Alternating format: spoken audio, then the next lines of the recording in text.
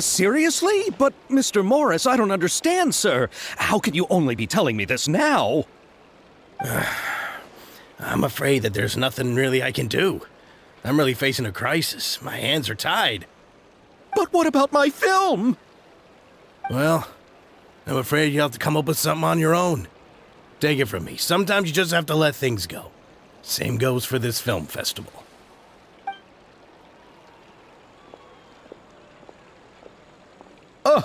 Oh.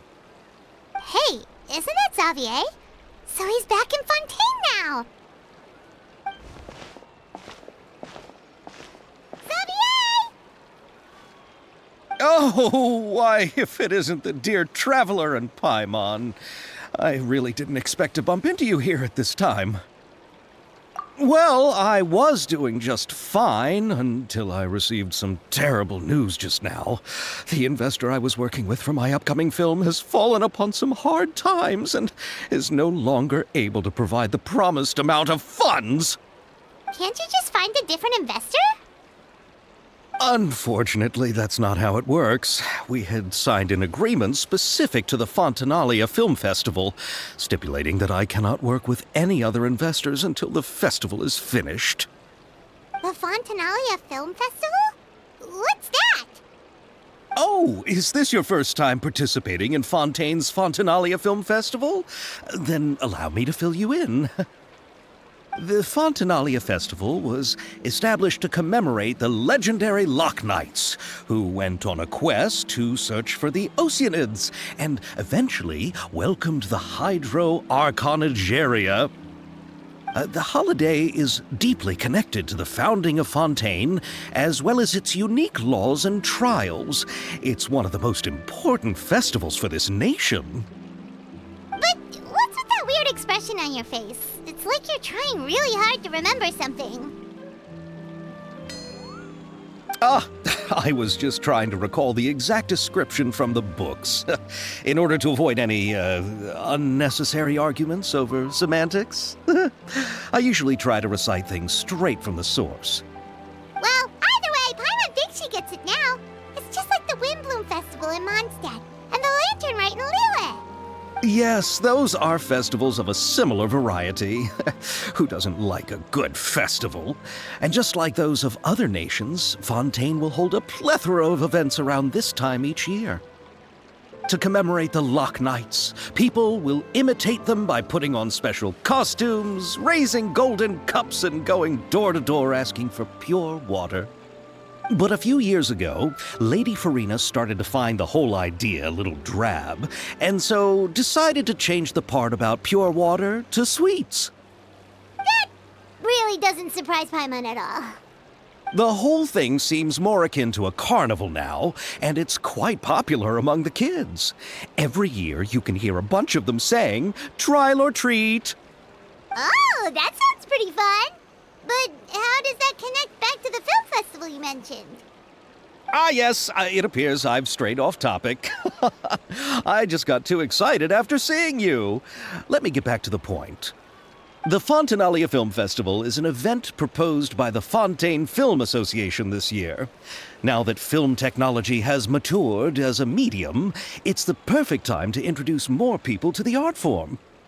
During this time, people may submit films to be evaluated, and the entry with the highest score will be given the Farina Award by the association.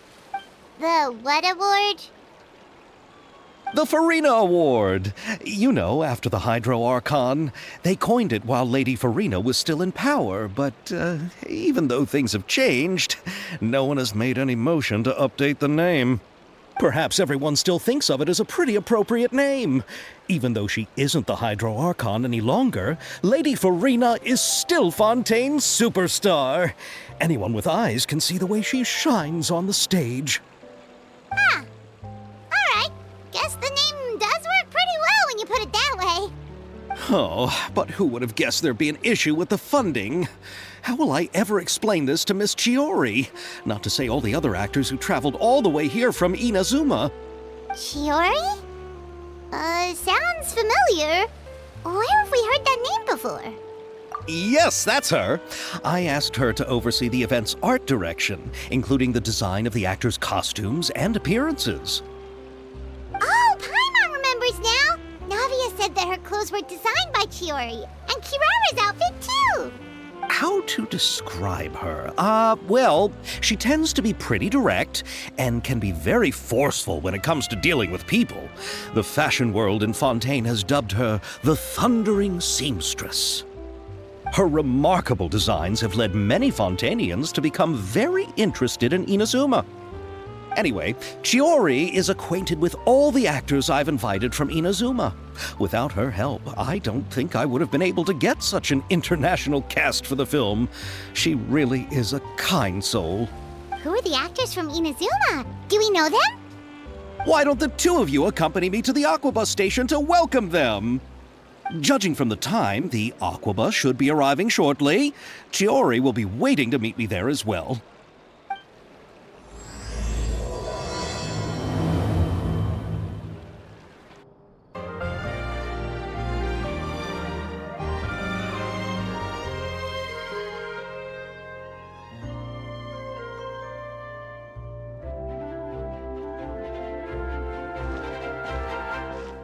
Miss Chiori?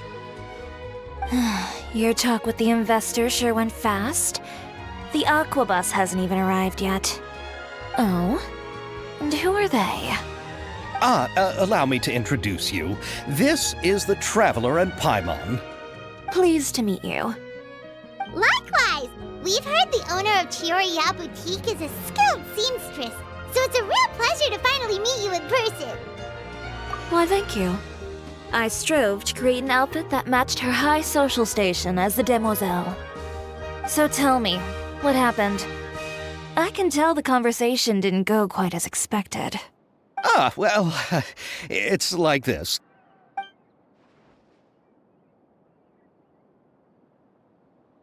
Ugh. I know, Chiori, you don't have to say it. You did remind me that this investor was a little bit sketchy. Yes, there's no doubt about that. But how could I pass it up? He offered me twice as much as the others. And therein lies the problem. Yes, but just put yourself in my shoes. After obtaining such an excellent script, it's only natural that I would want to make the most of the film. The budgets that the others had proposed were nowhere near enough. It's difficult to find someone willing to front such a large amount of mora, so... Don't be sad, Xavier. We might be able to help scrounge up some more together for you. Oh, thank you, Paimon. That means a lot to me. But the cost of the film is staggering. I'm afraid that any mora we can scrounge together in a short amount of time won't even be able to cover the actors' fees. We need to move on. What's happened has already happened, and there's no changing it. But now's not the time to give up. What? You're saying that you have a plan? No, that's not what I mean. I'm simply saying I wouldn't give up just yet.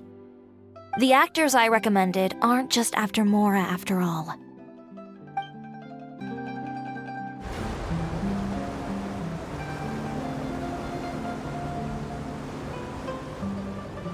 Really? Then where do you live? We Malazines live in Marcy Village. The only way to enter is from underwater. Oh, you must be pretty tired after work every day, right?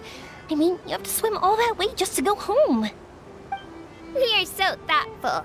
But some Malazines choose to live in the court of Fontaine because it's so much more convenient. This is our stop. Oh, we've arrived, but I haven't even finished chatting with Aval yet. I also enjoyed Aval's introductions to Fontaine along the way. Everything you described was so clear and detailed that we can't help but want to hear more. Thank you so much. I'm usually working here on this Aquabus, so I hope I'll have the chance to see you again. There are still many more places I'd like to introduce to you.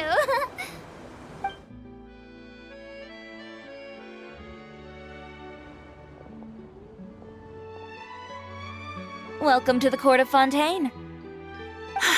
Chiori, you sure have changed a lot. This is the first time we've seen you since you left Inazuma. I haven't realized it's been so long. I was in such a rush when I left that I didn't even get to say goodbye. Thank you for extending the invitation, Mr. Xavier. I'm looking forward to a fruitful trip here in Fontaine. It's an honor to have the head of the Kamisato clan visit us. So they're who you meant when you said you had actors coming from Inazuma? Oh? It's the Traveler and Paimon. Wow, what a coincidence! Ayaka and I were just talking about you on the way here. Are you also here for the film? We just ran into Xavier earlier and came over with him. But I'm not an actress. Sir Kamisato and Lady Ayaka are the real actors here. I'm just tagging along with Ayaka to have a good time together. About that, I mean, how was I supposed to contact you when I was making preparations for the film? I figured you were probably busy, and I didn't want to disturb you. So I could only keep you in the back of my mind while I sought other actors to play the lead roles in the film. I had been thinking about a surprise reunion with you during our trip here, but you still managed to surprise me first. Oh, so you all know each other already! My, what a coincidence! What are the chances everyone could be brought together here like this? Why don't we go to Hotel de Boer and catch up over a meal? I've already made a reservation. Huh? Did you reserve 2 spots for us too? Yes, of course, of course. I'll be sure to tell the boss to serve a few more delicious dishes just to make sure there'll be enough food. Very well. Then please, kindly lead the way, Mr. Xavier.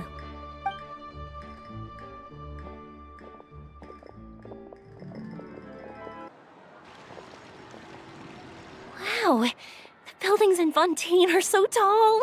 Just look at how big they are. And there's the fountain that Aval mentioned earlier. It really is a magnificent sight. And look at that huge spinning sphere. Where does it get its power? Wait a sec! Could it be one of those clockwork mecha we've heard so much about?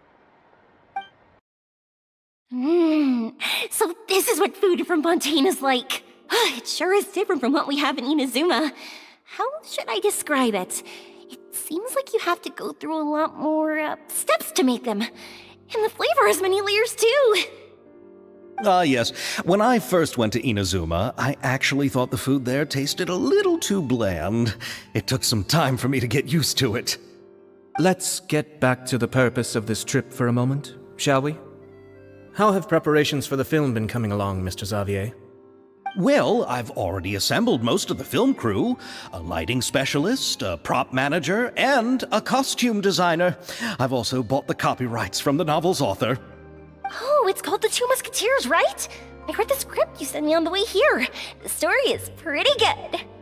Originally, I was planning to start filming as soon as Sir Kamisato and Lady Ayaka arrived in Fontaine, but I'm afraid I've run into a bit of a problem. Oh? What is it? It has to do with the film's investor, Mr. Morris. He suddenly informed me this morning that he's encountered some financial trouble and will be unable to release to me the amount of funding agreed upon. It's said that Fontaine's legal system is well developed. If he has violated the contract, then can't you simply take him to court over the matter? Well, I'm still more concerned about filming. Even if I were to take him to court, I'm afraid it would take months before the case could even be heard. Then, is there a way we could raise funds ourselves to solve the problem? I've considered that option too, but unfortunately, it's difficult to gather such a large amount of mora on such short notice. Besides, we have to consider the film festival's submission deadline.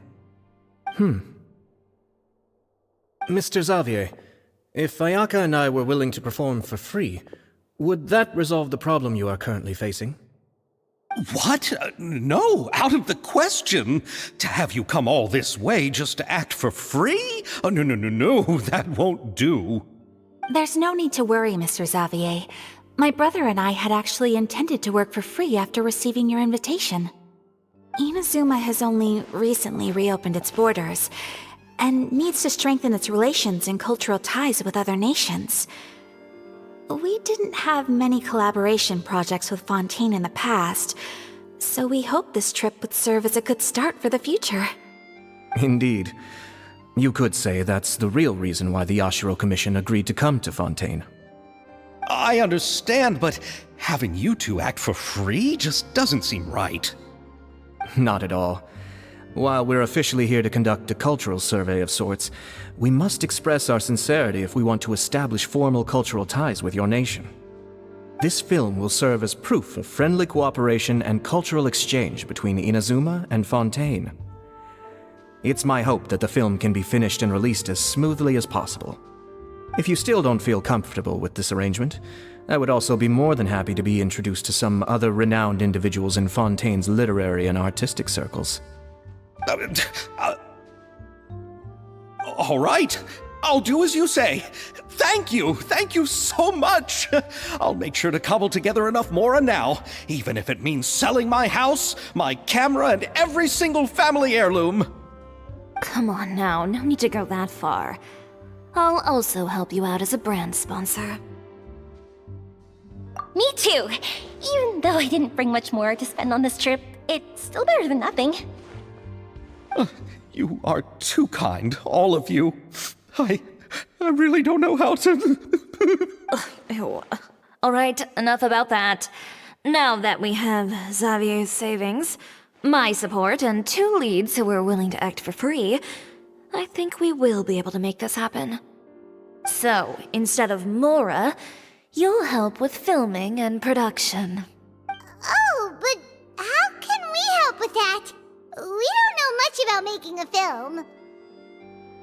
Alright, pull yourself together, Xavier. Tell us if there are still any open positions left among the crew. All right. Let me think. We still need a camera operator, a clapper loader, and someone to manage logistics. I originally wanted to personally serve as director, but I've been too busy working as the producer. So the positions of director and director's assistant will also need to be filled. Paimon knows what the director and the logistics support person do, but what's a clapper loader? The clapper loader is responsible for using the clapper board to record and organize the information of each shot when the camera operator begins shooting. The work requires both patience and careful attention to detail.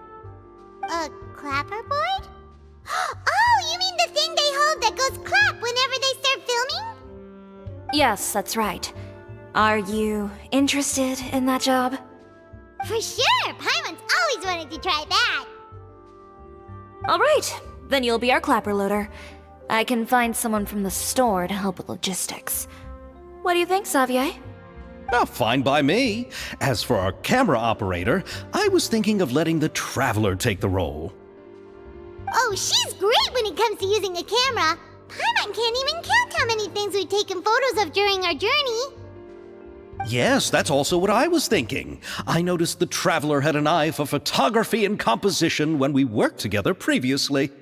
I'm sure that's due to the traveler's journey across Teyvat and all the places they've seen. After so many adventures, using a camera must be second nature by now.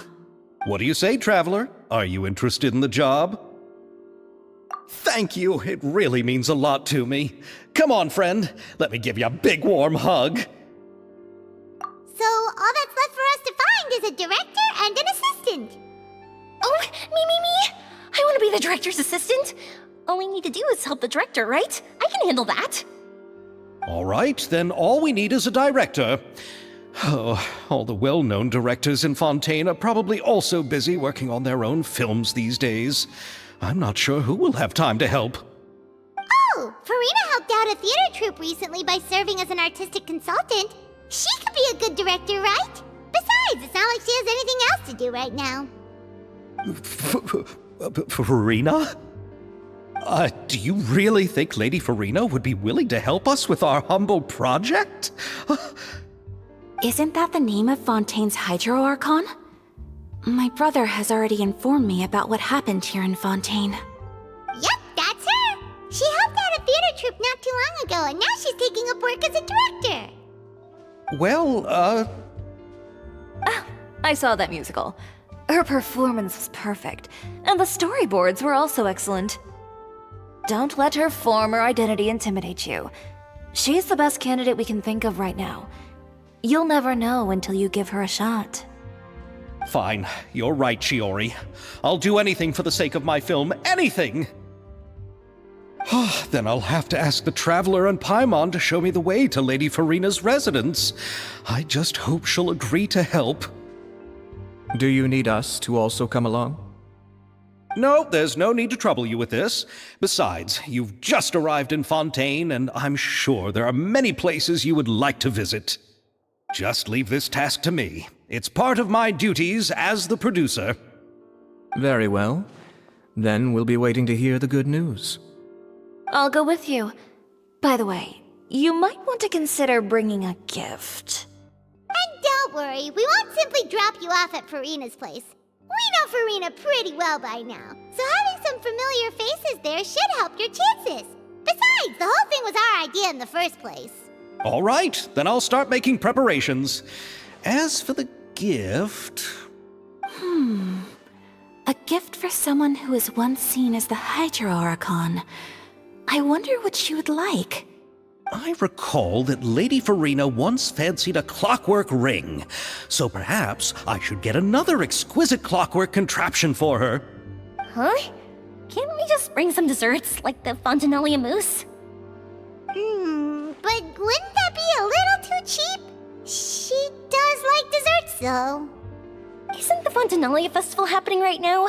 I heard Abel tell us on the Aquabus that Farina introduced the tradition of going door to door and asking for sweets. To do something like that, she must have a real sweet tooth. I agree with Yoimiya.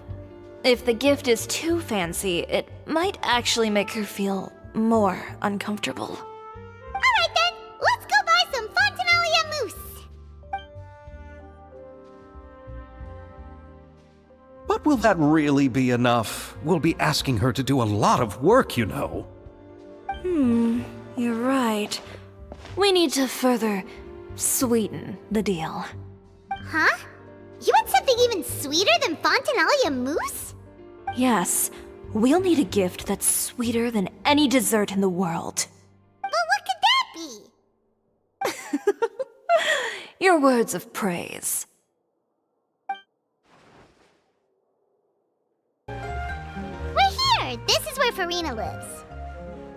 Okay, I'll go knock on the door.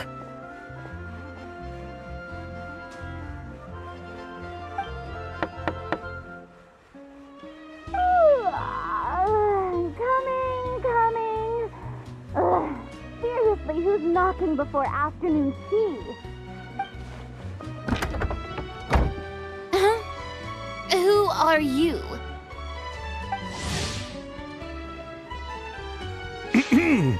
Lady Farina, please allow me to introduce myself. I am Xavier, a film director. Hello. Oh, is that the Traveler and Paimon I see behind you? And who's this? I'm Chiori. Ah, the one from Chioria Boutique. Hello. So, what are you all doing here? Do you need something? Did you just get up, Farina? It's already past noon, you know. Huh? Oh, Paimon means the weather is so nice in the afternoon and the sun is so warm. Just like how you make us feel. Sleeping in late is a really smart idea. No. I was just up late last night reading some novels. What does sleeping in have to do with the weather? This is a small gift we've prepared for you, Lady Farina. We hope you like it. No need to be so formal. I'm just a regular person like everyone else now. Oh, is this Fontinalia mousse? It's one of my favorites. That's great! So, actually, there's something we need your help with.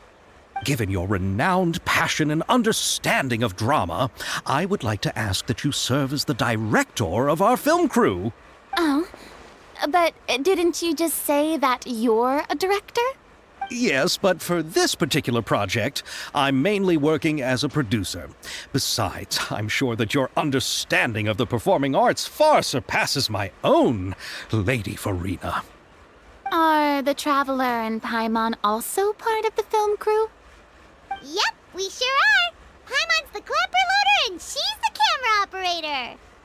Camera operator? That can be a pretty technical job, and it directly affects the final quality of the film. Are you really up to it? No, I'm not questioning your abilities. It's just that I've never really seen you use a camera before. Maybe you can come up with a test for the Traveler and see for yourself. If she can satisfy you with her camera skills, then you'd have nothing to worry about and can join the team. What do you say? You sure are getting better at rolling with the situation, Paimon. Oh, I do wish to see how skilled the Traveler really is with a camera. All right, how about this? We'll work with what we have. I'll give you some scenarios and see if your work is up to my standards. Very good.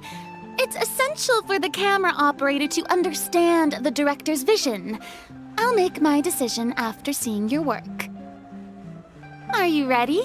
I have high standards, you know. Okay, grab the camera and I'll give you a scenario.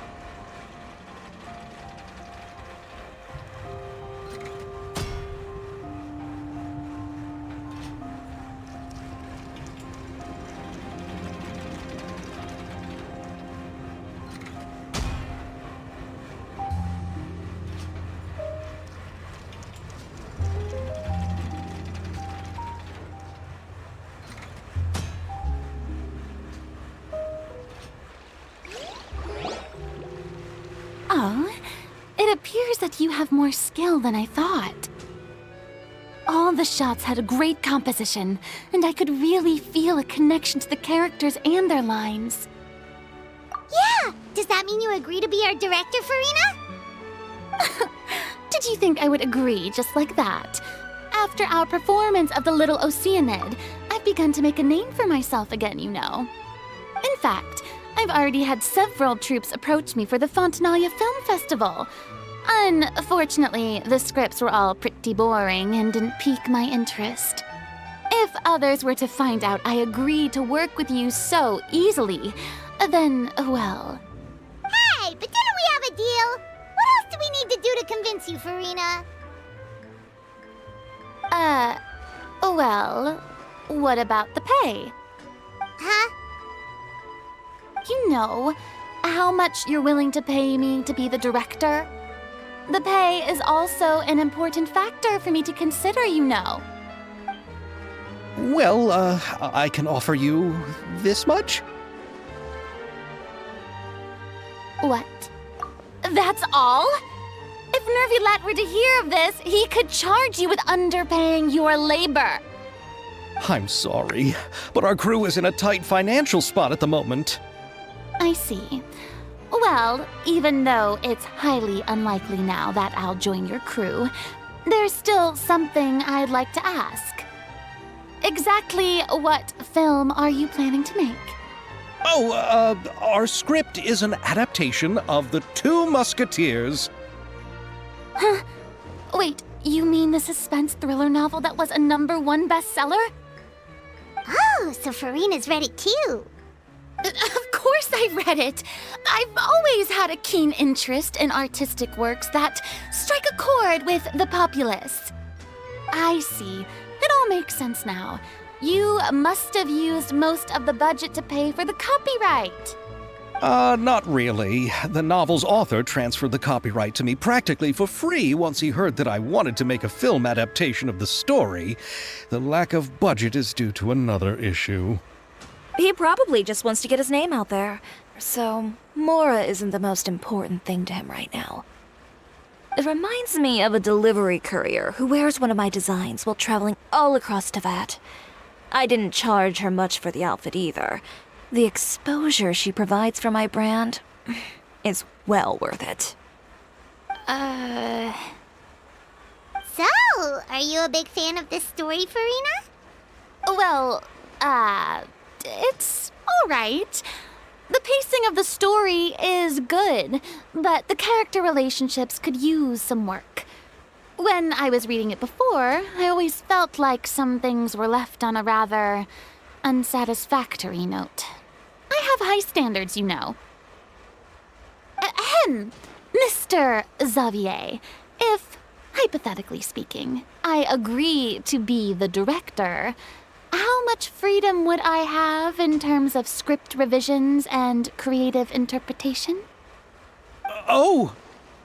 As much freedom as you would need.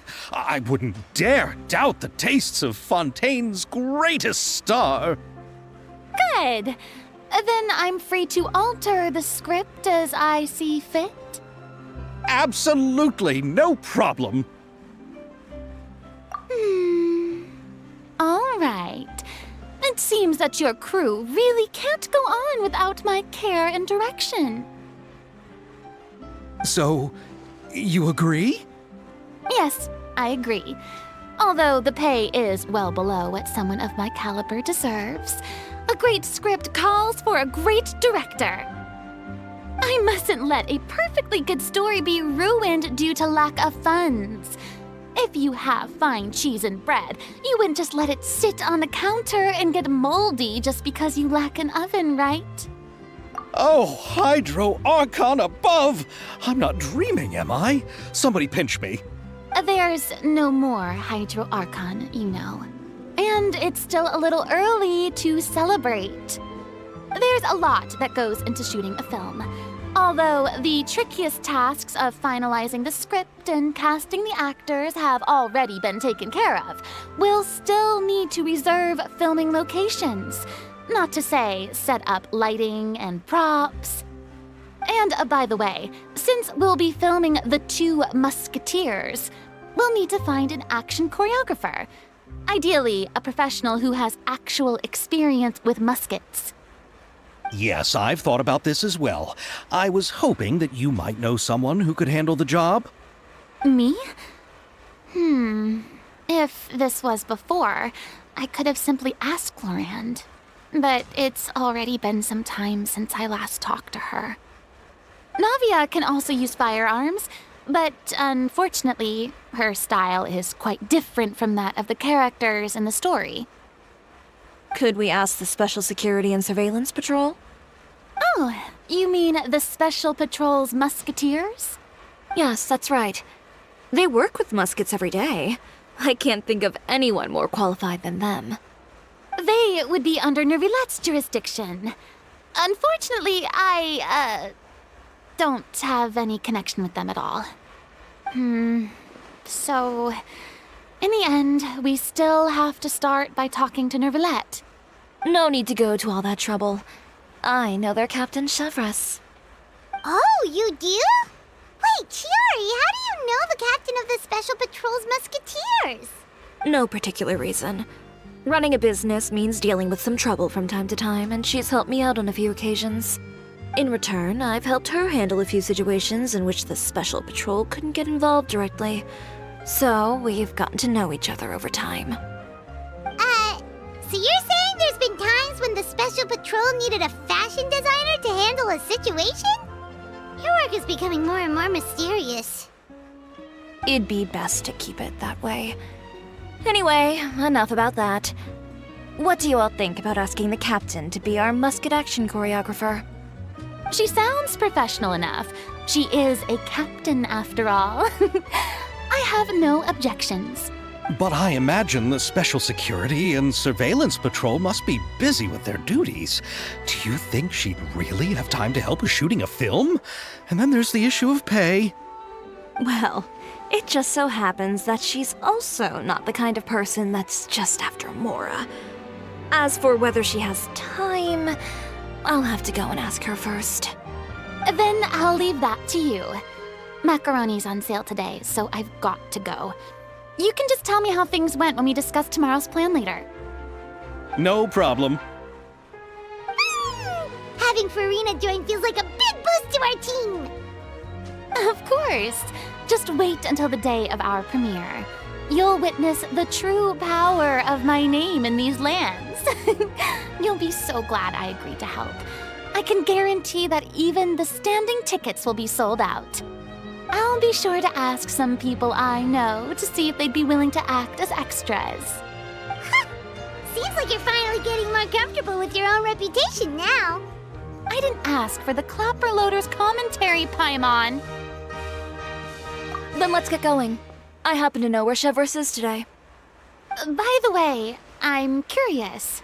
If my pay is so low, then what about our 2 lead actors? Didn't they travel here all the way from Inazuma?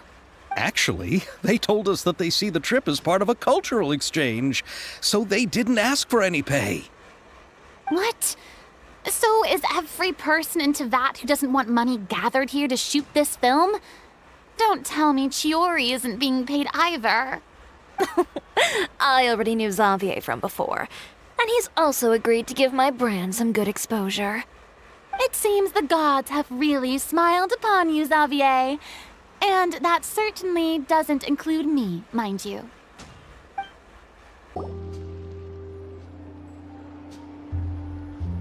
All right, this is the place. But where's the captain? There's hardly anyone around here. She's over there. The one with an eye patch reading in front of the newsstand. Oh, her! Paimon could tell there was something different about her.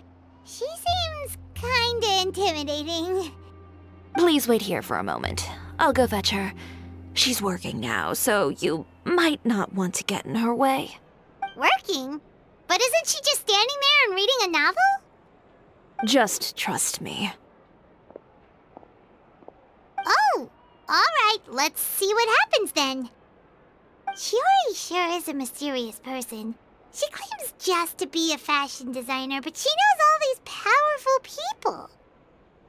The court of Fontaine isn't particularly tolerant of visitors from overseas, so it isn't easy for a foreigner to promote their brand here.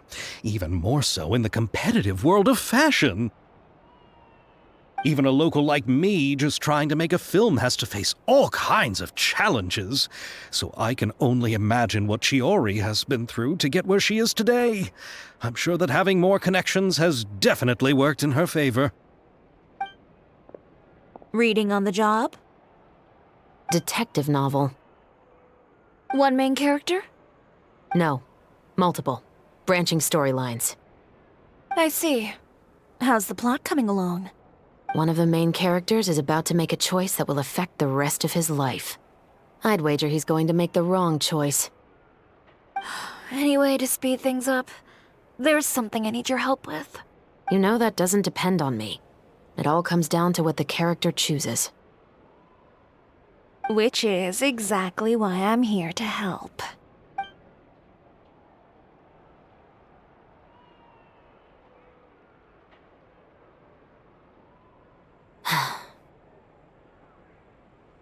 All right. It appears he made the wrong choice in the end. Halt!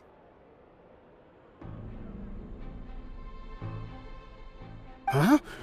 What's going on? Hand over whatever you're holding. Oh, it's just a book. I didn't buy anything else. Then I'm sure you wouldn't mind letting me have a look. Excuse me, officer. I don't mind you standing around here, not purchasing anything, but I'd prefer if you didn't disturb my customers. It's bad for business, you know? Don't give me that act. You won't be able to get off so easily either. I am Chevreuse, captain of Fontaine's Special Security and Surveillance Patrol. I will say this one last time. Hand over whatever you're holding at once. And before you do anything unwise, let me remind you that I'll have you on the ground before you can even think about making a run for it. All right. I'll give it to you. But please let me say something first. If there's any contraband in that book, then the shopkeeper here is the one who slipped it in. I don't have anything to do with this. Why, you trying to leave me on the hook, huh? You were the one who said you wanted it. Save it for the interrogation room. Take them away, Letelier.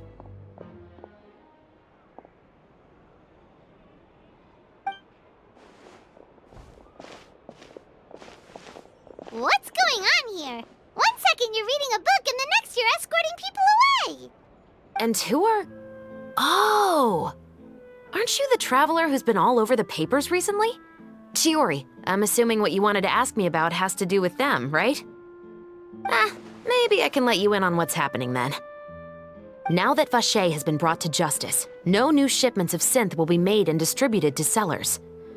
The Fontaine guards have been busy collecting the remaining synths still circulating on the market. Thanks to a tip from our reliable source here, this should be the very last batch. Oh, so you were pretending to read a book in order to catch the bad guys! Oh, Paimon almost forgot to introduce ourselves. Paimon is Paimon, and this is the Traveler and Xavier! Hey, I'm Chevraz. You probably already heard me introduce myself, so I won't bother repeating it. Yeah, why didn't you make a move as soon as you had the chance? Were you worried that my intel wasn't accurate? No, I wanted to see if the shopkeeper would turn himself in first. All he had to do was come up to me and say that he didn't know where the synth had come from. If he did that, then I wouldn't have had to press charges on him. He had the whole day to turn the synth over to Chevraz. But instead, the moment I came up and blocked Chevraz's line of sight, he took the opportunity to sell it off. Yep, he made the wrong choice, even though the right choice was right there in front of him. But you knew they wouldn't make the right choice. Yeah, I knew. I was just hoping I'd be wrong for once. Enough about that, though. What did you want to ask me about? Oh, you see, it's like this.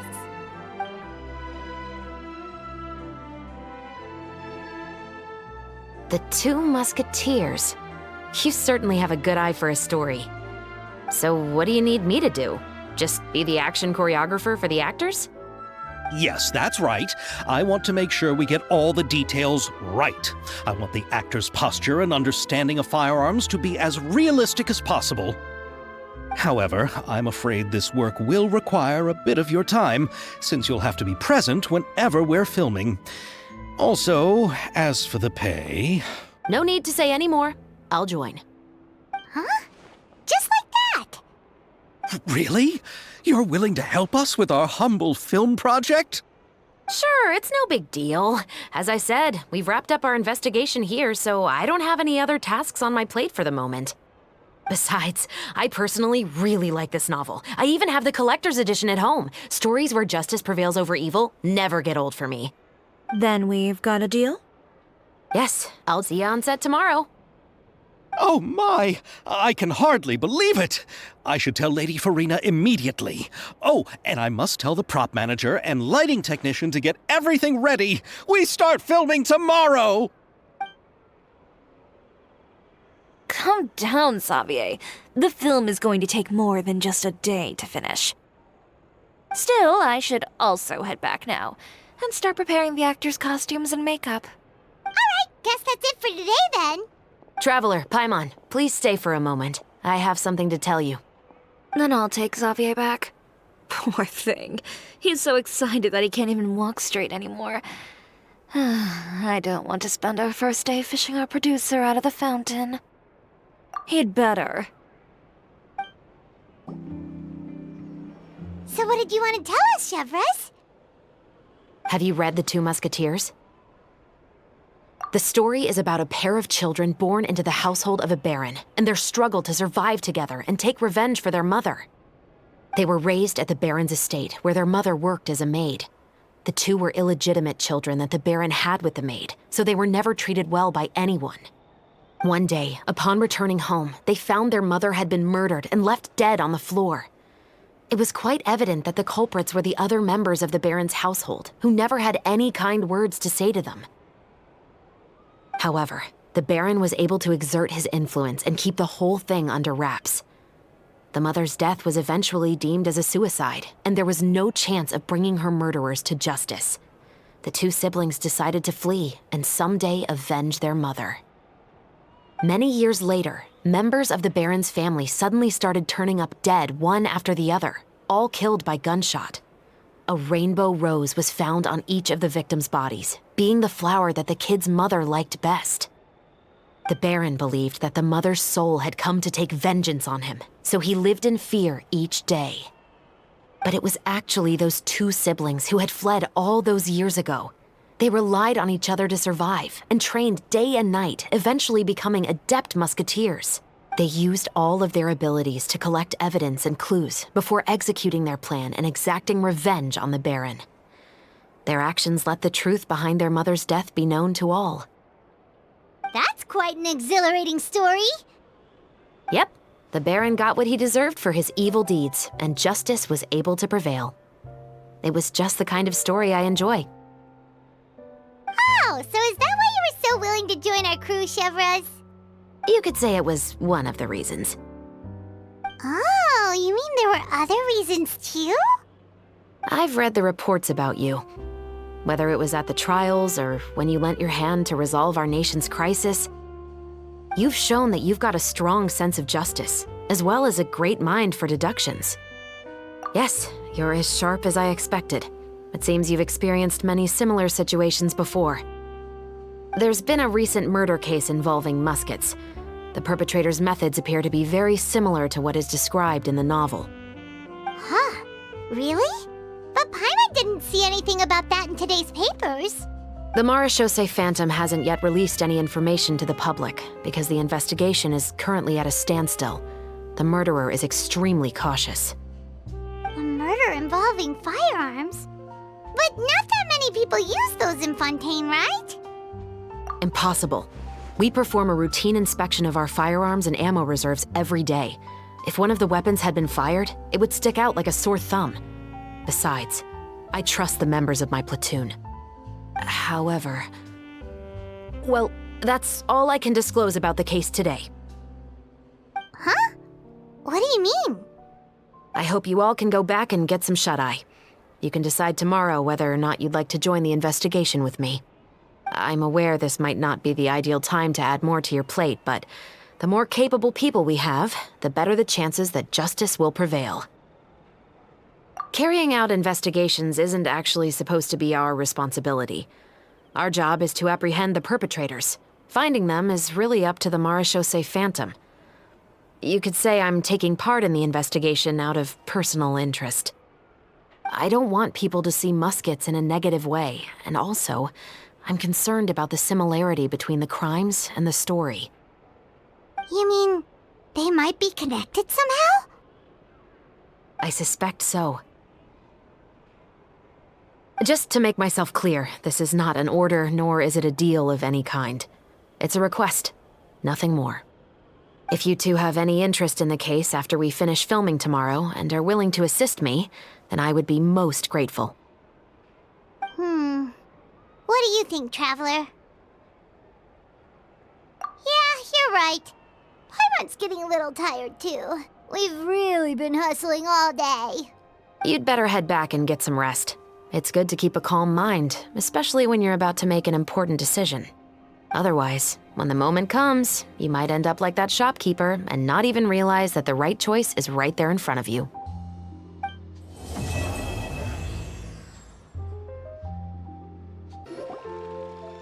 Ayaka! Yoimiya! You're already here! Good morning. Xavier said yesterday afternoon went well. Yeah, and how about you, Ayaka? What were you up to yesterday? After we split up, Ayato went to see Udex Nervilech at the Palais Mermonia. I was originally thinking of going with him, but he said he could manage it himself. He told me to go see the sights around Fontaine and to enjoy the local culture. So I rode the aqua bus with Yoimiya and visited the opera house on Aranias Island. Yeah, you wouldn't believe what we saw there! 2 mechanical puppets that were dancing together! You've already seen them, right? Yeah, those two! Amazing, aren't they? We sat and watched for quite a while. It was mesmerizing. Like we could keep watching them forever. Oh, it was the same for us the first time we saw them, too. Afterwards, we went swimming at the beach. Well, diving, to be exact. It was the first time I ever breathed underwater. I held Ayaka's hand and we counted down together. 3, 2, 1, and then splash! We were beneath the waves. At first, I didn't dare to open my mouth. But once I couldn't hold my breath any longer, I decided to take a big breath in. Turns out the water wasn't as salty as I imagined. It didn't really taste like anything at all. Before I knew it, I was breathing like normal down there. It was an amazing feeling. Ayaka said I was too nervous and needed to loosen my grip. She got used to everything way faster than I did. I knew that the Traveler could do it, so I had no doubt we could do it too. That helped me feel at ease as soon as we dove in. The underwater world in Fontaine truly is beautiful. I love seeing the romaritime flowers blossoming underwater, like little candles lighting up the streets at night. Yeah, and there were so many creatures that we've never seen in Inazuma. Like those fish that shimmer like a sword blade. Whoosh! Oh, and those big fish that call when they see people. Oh, you mean Hunter's Rays and Blubber Beasts. I just love the name Blubber Beast. Just wait till Pops and the others hear about this. They probably won't believe a word I say. Yoimiya was down there for quite a while. It was dark before we finally rode the aqua bus back to the city. I figured she'd want to sleep in today. Yeah, even I was worried that I wouldn't be able to get up. I still felt like I was drifting in the waves when I went to sleep last night. But as soon as I woke up today, I remembered that we'd all be shooting a film together, and I was ready to go. Speaking of the film, where's everybody else? My brother and Xavier were speaking to the restaurant owner about using the place as a filming location. They should be here soon. As for the others, We're here.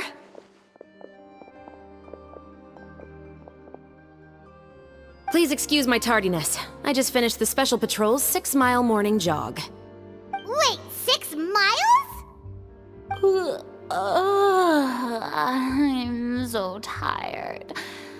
I heard you all chatting, so I decided to come down. I sure could use some of that endless energy everyone else has. Good morning, everyone. Morning. Can someone fetch me a cup of coffee? More milk, hold the sugar. Sure, I'd be happy to do that for you. No, you can't go anywhere. Please, have a seat over here so I can get started on your makeup. The last thing I want is coffee stains on my costumes. I can get the coffee. It's the perfect job for an assistant.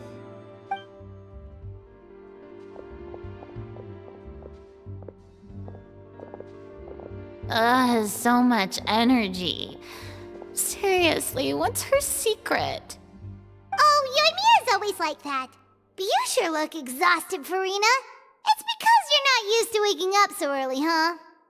Of course not. I spent the whole night reading the novel from cover to cover, marking sections that either need to be omitted or adapted. Wow, Paimon didn't expect you to be so thorough. Well, I was the biggest star in all of Fontaine after all. It takes more than just a pretty face to earn a reputation like that. I know how to get serious when the situation calls for it. I went all out when I was acting as an Archon, so why wouldn't I do the same for my own life? Here's your coffee, Director Farina.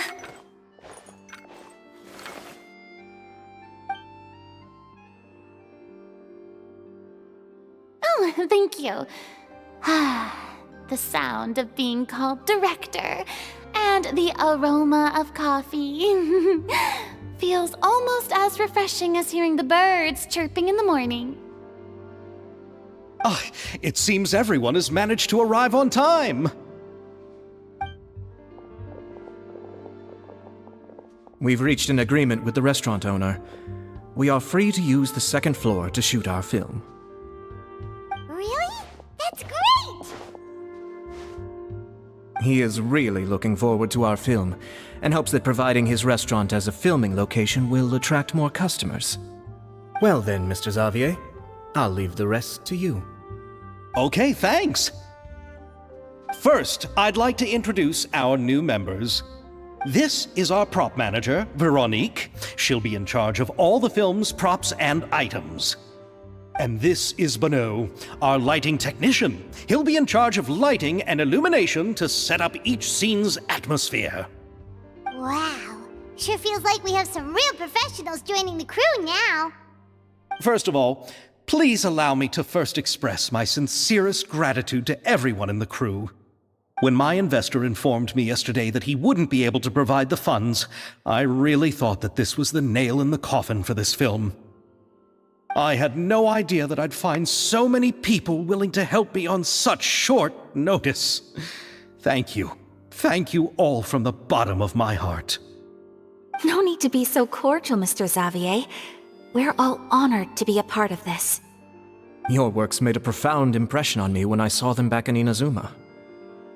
I am sure that someday, this film will be remembered as a prime example of cultural exchange between Fontaine and Inazuma. Yes, the story is the reason I agreed to join. I can't bear to even imagine what this film would look like without the very best director. Anyway, I would like to make a promise to everyone that as the producer of this film, I'll do whatever I can to ensure that everything goes as smoothly as possible. This is not just my film. It also embodies the thoughts and feelings of every person here, as well as the endless effort we are about to pour into it. So, without further ado, the Two Musketeers will officially begin filming now! You may take it from here, Director Farina. All right, listen up, everyone. The first scene takes place when the two young musketeers are living at the Baron's home, still unaware of all that is about to happen to them. We'll need props and lighting to set the scene. Our lead actors can go get their makeup done, and extras, please take this time to go over your positions. Whoa. Seems Farina's really kicking things into gear as the director. Is everyone clear? I don't want anyone traipsing around the set like umbrella finches. All right, cameras will start rolling as soon as the set is ready. Let's make a film that'll make some serious waves in Fontaine. Not the kind of waves that drown people. I mean, the good kind of waves. Seems like she's still a bit traumatized by that. Anyway, let's go see if there's anything we can do to help.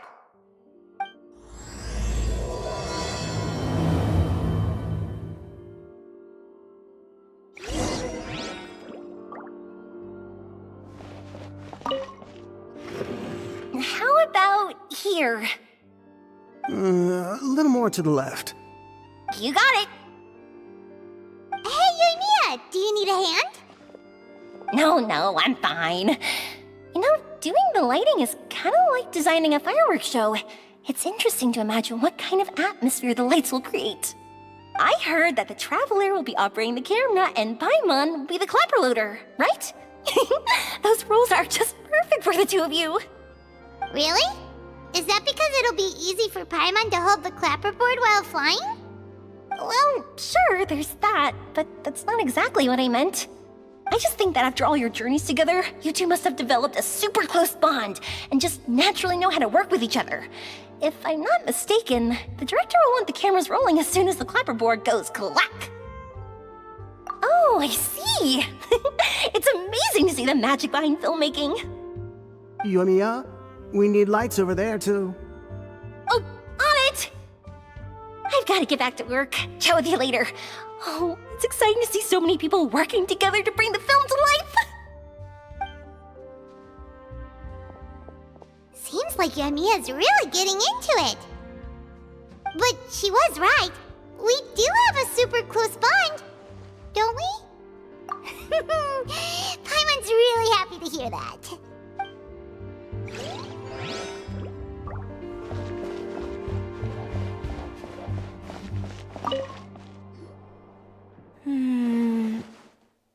Ayaka has mentioned you to me before.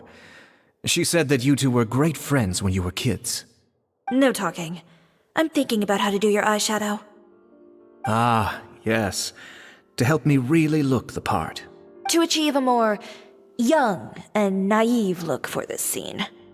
Are you saying the wrinkles around my eyes are too deep? You just have too much of a calculating look in your eyes.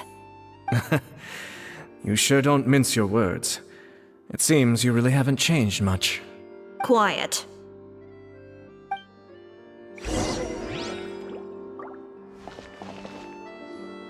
So, this is a real musket? No, it's just a prop weapon. Not bad. Have you seen a real musket before? Only in books and newspapers. I made this one based on the relative shape and proportions I saw in reference images. When we're filming, some special gunpowder will be applied around the muzzle, which will help create the flash and smoke effects of a real gun being fired. Which means it'll be up to the actors to portray the recoil. That's right. The sound effects for gunshots will also be added in post-production. Thank you, Veronique. I think I know where to start now. However, the musket's gears and firing pin could still use some work. Adding some wear on the metallic components will make them appear more realistic. Also, be sure to rub the muskets with some oil each time before we start shooting. That'll give the impression that the firearms have been well maintenanced. Good point. You seem to know a lot, Miss Chevres.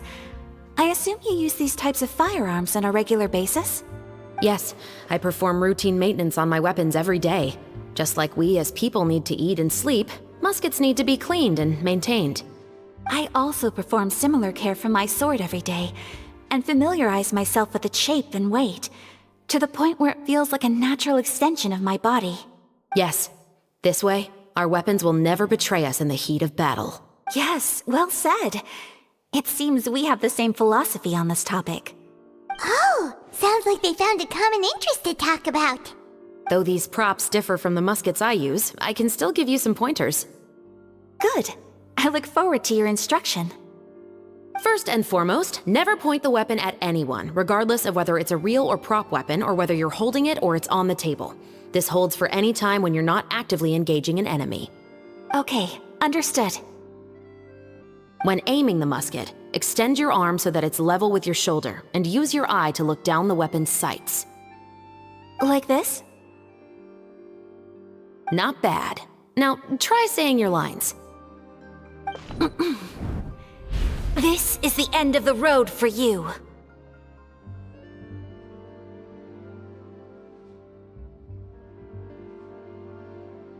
Good. Now turn your body a little.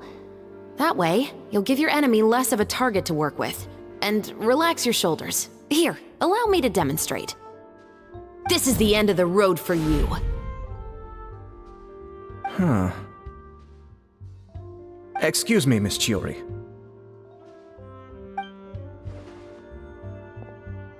Director Farina, there's something I wish to discuss with you. Oh? What is it? Like this? Yes, much better.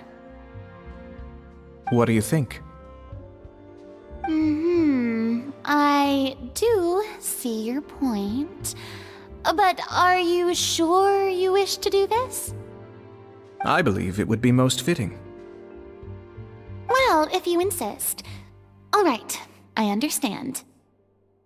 Miss Ayaka, Miss Chevres, could the two of you please come over here? Huh? What's going on? Are we gonna start filming now? Let's go see. What is it? I have a question for you, Miss Chevres. Would you be willing to play the role of a musketeer? What? To clarify, I would like to turn over my role to Miss Chevres. But brother... Don't worry, Ayaka. I actually view this as a good thing. I was becoming troubled trying to set aside some time to speak to the staff at the Palais Mermonia. I would like to have some conversations about the cultural exchange between our two countries, and I've heard that the bureaucratic process here can get rather complicated. Now, I will be able to focus on my work. Besides, you also know that I'm not really one for public performances. Are you really sure? From a director's point of view, I also felt like the relationship between the two musketeers in the original story could be improved. The older brother in the story plays the lead role with his overbearing character, but this causes his character to overshadow that of his sister, and the theme of the two supporting and relying on each other isn't conveyed very well. But if we were to change the siblings to two sisters of a similar age, then that aspect of the story might come through more clearly. Also, I've seen you instructing Ayaka. That cold and dignified personality is exactly what we need for the older musketeer. Of course, even with all these insights, the decision should still be made by Miss Chevreuse. Chevreuse mentioned that she really likes the story, right? Paimon bets that she'll take the role. All right, I'll take the role. Good. It's decided then. I'll get started on making edits to the script. We'll also need to make some immediate adjustments to the lighting, props, and costumes. Oh, I have a feeling that our adaptation will be even better than the original story. You're doing a great favor for me, Miss Chevreuse. You have my gratitude. Don't mention it. I like this character, so if anything, I should be the one thanking you. Well, since my brother is the one who brought up the idea, I suppose there's no need to worry. Let's go, Miss Chevreuse. I look forward to working with you. Please, just call me Chevreuse.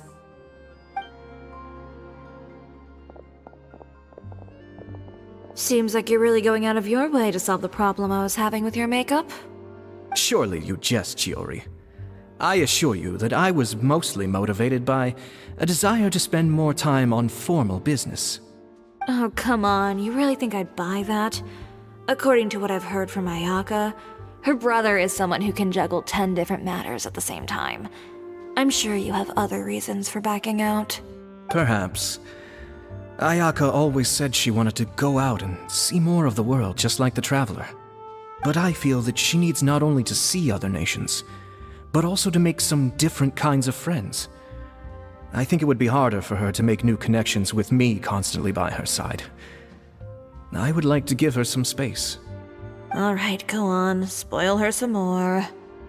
Ayato! It's too bad you're stepping down from the role. Paimon really wanted to see you act as a musketeer.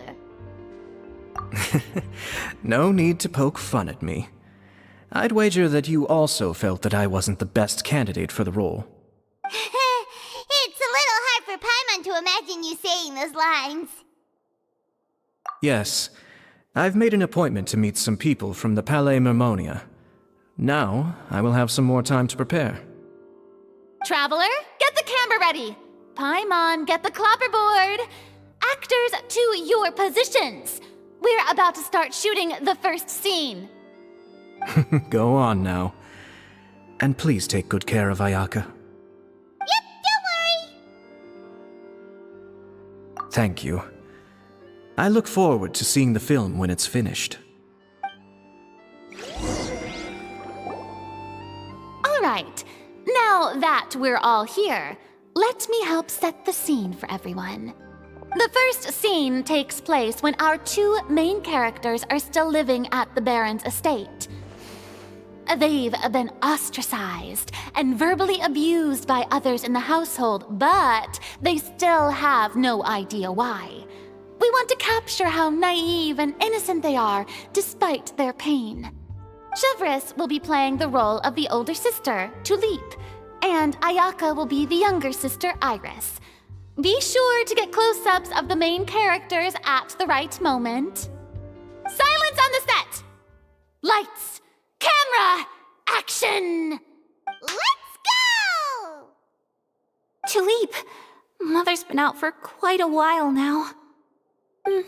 Perhaps she went to pick some flowers on the way home. You know how she loves flowers. Iris, Tulip! I'm home! Mother! You were out for so long, we were beginning to worry about you. I'm sorry, but I'm back now, safe and sound. Here, I brought your favorite treat, apple turnovers. Mother, what are those bruises on your hand? Huh? What bruises? Oh, I must have bumped into something while I was working yesterday. But I didn't notice them this morning. Then perhaps they're from when I accidentally tripped when I was out just now. By the way, did you have fun playing at home? What's the matter, Iris? Well, we've realized that no one really wants to play with us. They even took Iris's doll and spat at us. And they even called us names. They said we were... Shh! It's all right, don't worry. Girls, listen to me. It doesn't matter what anyone says. Don't listen to them. No one can define you with such words. You both have wonderful lives ahead of you. Just like your names. You will both blossom like beautiful flowers. Maybe your time to blossom hasn't quite come yet, but one day, you two will bloom more beautifully than anything else. Don't let the soil you're in now ruin your future beauty. Understand? My dear daughters. And cut! Not bad. The actor's emotions were all on point. Let's keep that take. Also, if our clapper loader could avoid shouting at the start of the scene next time. Oh, got it. Great. I was a little worried that my nerves would get the better of me.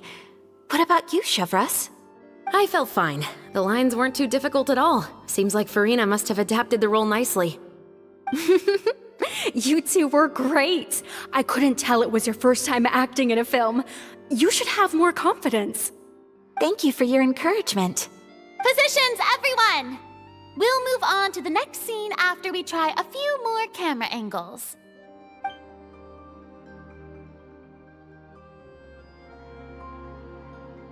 This scene is when our two characters return home, only to discover their mother has been murdered. Ready? Lights! Camera! Action! Mother, we're back. Mother?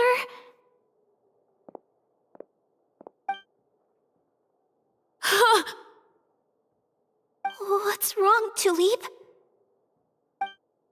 Iris, stay away! Huh? Why? What's... Mother! Mother... She's...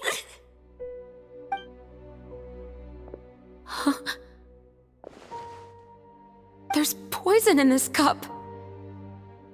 Huh? I could have sworn I've seen this kind of cup before. Those aristocrats. They didn't even try to cover up their actions.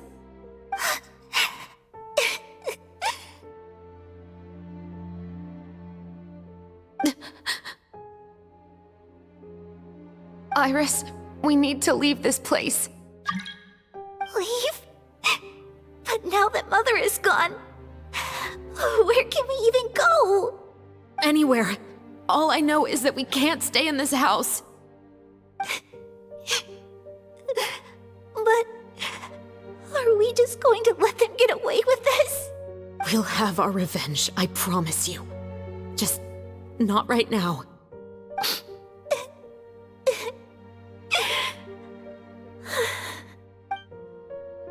Come on, let's go.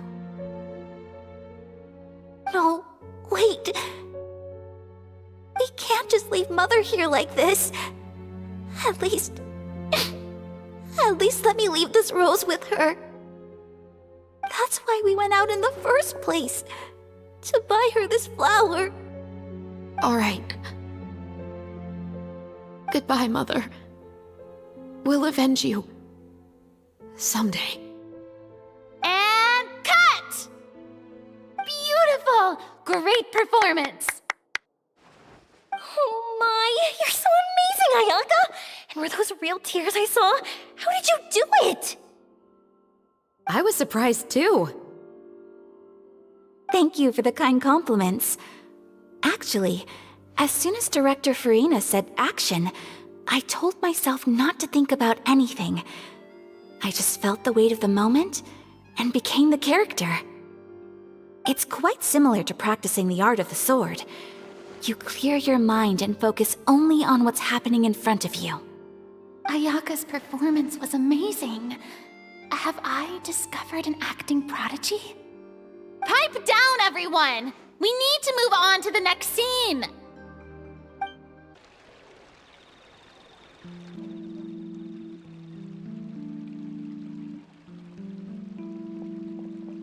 Huh?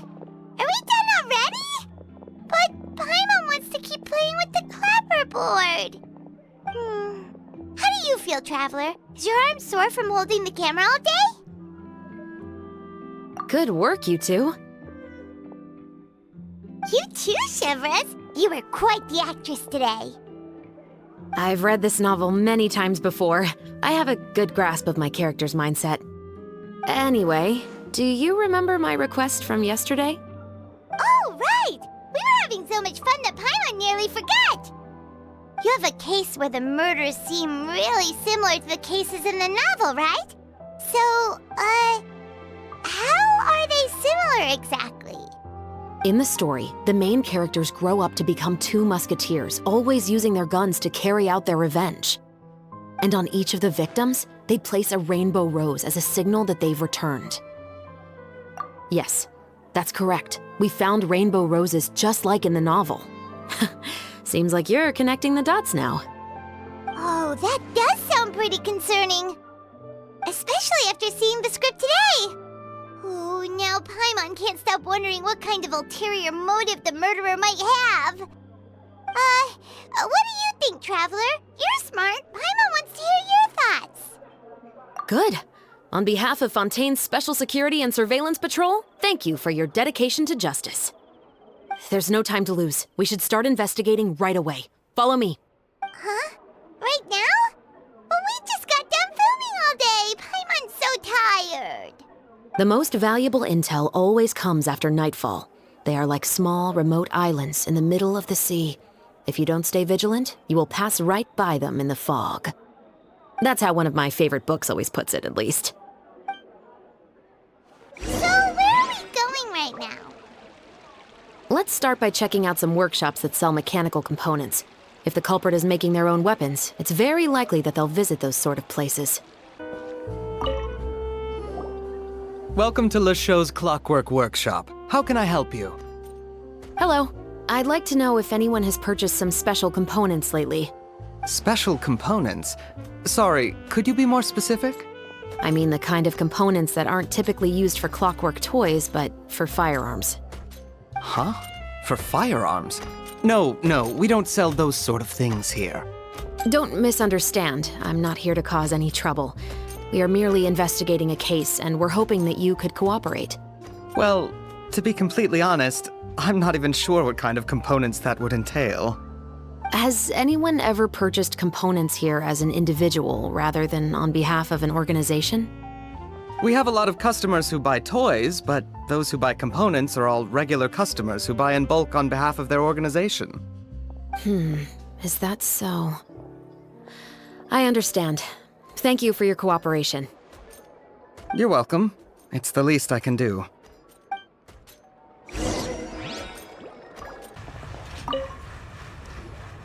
Oh, hey, Chevres. Run out of oil for your musket again? Hello, Estelle. I want to know if anyone has come to your shop recently to order some firearm components. Oh, is this another case? Let me think. I don't think so. Some people have requested that I make some prop guns for the Fontanalia Film Festival, but I refused all of those requests. Oh? Why's that? Because there's no profit! I only make things here that can do some real heavy lifting. I don't have the energy to make some new molds just for the festival. Then has anybody come specifically looking for mechanical components? Well, I usually sell off my scrap to the Fleuve Cendre. I don't typically give them to one specific person. I understand. Thanks for your cooperation. Don't mention it. Always happy to have the Musketeers' patronage. Seems like we haven't found any leads to go off yet. Yeah, unfortunately. All right, let's head to Fleuve Cendre next. Huh? Are you sure? People might not be so thrilled to see the captain of the special patrol there. You think so, huh? Then I guess you don't know. Huh? Know what? That I grew up in Fleuve Cendre. Hello, I'd like to ask some questions. I don't know anything. Don't worry, I'm not here to arrest anybody. You say that now. It's the truth. Here, take this as my guarantee. Wait, did Paimon just see what she thinks she saw? Is the captain of the special patrol bribing a citizen? Seems you're different from the other guards. What do you want to know? Have you heard anything related to muskets in Fleuve Cendre lately? Muskets, huh? All I know is that about 2 weeks ago, we started hearing some loud noises at night. So loud that it's been waking me up. Were they gunshots? Possibly. It's hard to tell around here. Someone's house collapsing, a pipe exploding somewhere, it's all the same. But the noises I'm talking about definitely happened after I fell asleep. Do you know where the noises were coming from? I don't remember clearly. Is it that you don't remember, or that you need to think about it some more? You tell me. Then please, think about it some more. She's giving her even more Mora! The noises came from the end of the southern waterway. I came out and had a look for myself and I wasn't sleeping well, but I didn't dare get too close. That's all I know. All right, I'll take your word for it. Thanks for the pâte de fruits.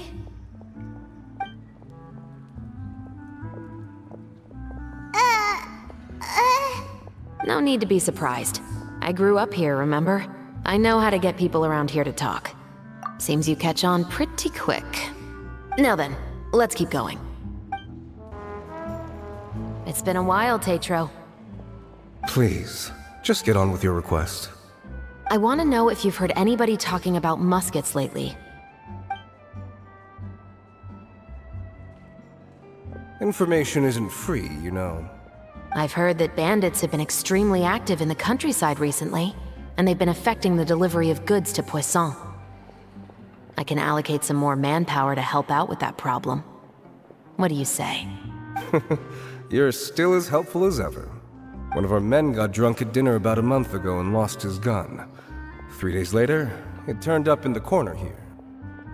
What's weird about that? He just forgot where he put it, right? This is Fleuve Cendre, my friend. Anything of value left in the tavern won't ever make it to the next day. But that gun turned out to be an exception. It didn't get any new wear and tear on it, and didn't even appear to have been fired. We were quite mystified as to what could have happened. I suspect it came back because the weapon was already known to the guards. You mean, a criminal was afraid the Marechaussee Phantom would use the shot marks to track them down?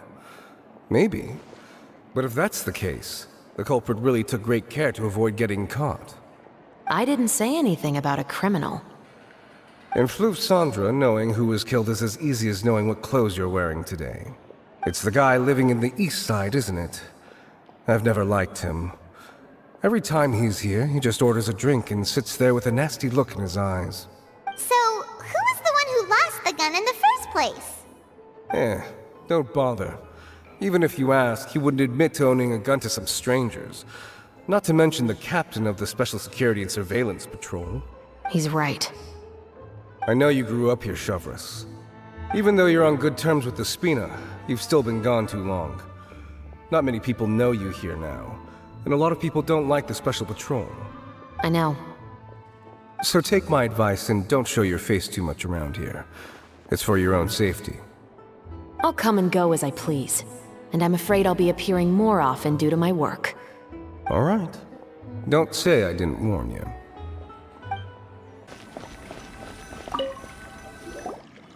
What's all this?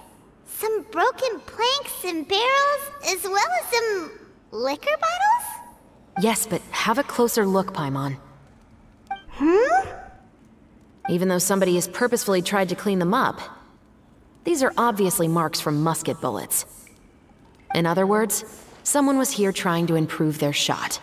They were using the barrels and bottles for target practice. Could it have been the killer? Your guess is as good as mine. Although many people at Fleuve Cendres own guns, few hide the fact from others. And even fewer would go to such lengths to hide markings from practice shots. Anyway, let's go. There might be more to this. Seems like that's all we'll be able to uncover for today. Paimon feels like we managed to learn a lot more here than up on the surface. Yes. Assuming that everything we found is indeed connected to our suspect, then their timeline was probably something like this. A month ago, our suspect found a gun and took it home to disassemble it. Once he'd figured out its mechanics, he brought it back. In the following weeks, he used some parts to create his own makeshift musket, and took it to the Fleuve Cendres for target practice. Then, a few days ago, he found his target and carried out the murder. Once the deed was done, he left a rainbow rose on the body, just like the scene in the novel. That all makes sense to Paimon, but we're still no closer to figuring out the killer's identity! The deceased was a resident of Fleuve Cendres. It's said that he was a poor, solitary man. Yeah, that's also something I'm trying to figure out. If we are indeed following the novel, and there's a story behind the murder, then this murder should be an act of vengeance. But according to our investigation, the deceased didn't have any enemies. He was no saint, but no one's heard of a rival who hated him enough to shoot him dead, much less care to leave a rose on his body. What message is the killer trying to convey, and to whom exactly? We've thoroughly investigated that possibility. He claims to have spent the whole day at the Opera House on the day of the murder, and the staff there have confirmed his account. Okay, so he has an alibi. Not only that, he lacks a credible motive as well. He has a family of his own, and both of his parents are still alive. I've looked into his records. He was adopted at the age of 6, and all the proper procedures were followed. There are also records of him at an orphanage before then. In the story, the mother of the 2 musketeers was murdered after the children turned 10. Of course, he could have changed the children's ages, but I don't want to assume anything without evidence. More importantly, I've also had a chat with him in person. He didn't seem like the kind of person who would pull the trigger to kill a man. Then, what should we do now? We have all this new information, but it doesn't help us move forward. Investigations take time. I didn't expect us to catch the culprit in just a single day. How about this? Let's spend the next few days filming with the crew. We can continue the investigation once we're done with the film. I'm sure that given time, new leads will present themselves. Wait, but weren't you saying Intel is like small, remote islands in the middle of the sea just a moment ago? Wouldn't you just miss them if you were to stop looking? But the book had more than one reference to the islands, Paimon. Oh? What else did it say then? As long as you spend enough time sailing through the fog, you'll eventually come across an island.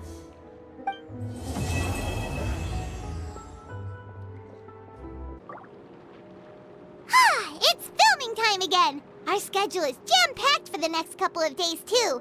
We've got so many different locations and sets to cover.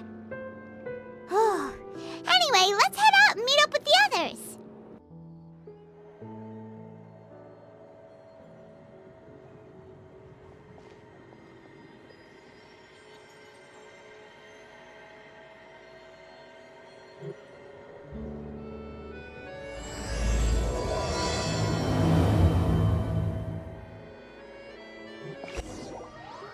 Good work, everyone!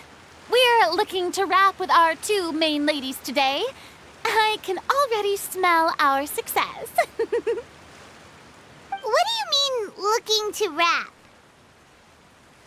Oh, aren't you the expert now? This upcoming scene is the two Musketeers' final confrontation with the Baron. There will be quite a bit of action, but no choreography beyond what we've already rehearsed. Anyway, get ready. Lights, camera, action! The view is beautiful tonight. It reminds me of that fateful night 10 years ago. And now that I've said it, I can even make out the faint fragrance of herbal tea in the air. Enough, villain! It's time that you pay for the death of our mother! My dear Iris, have you forgotten your manners?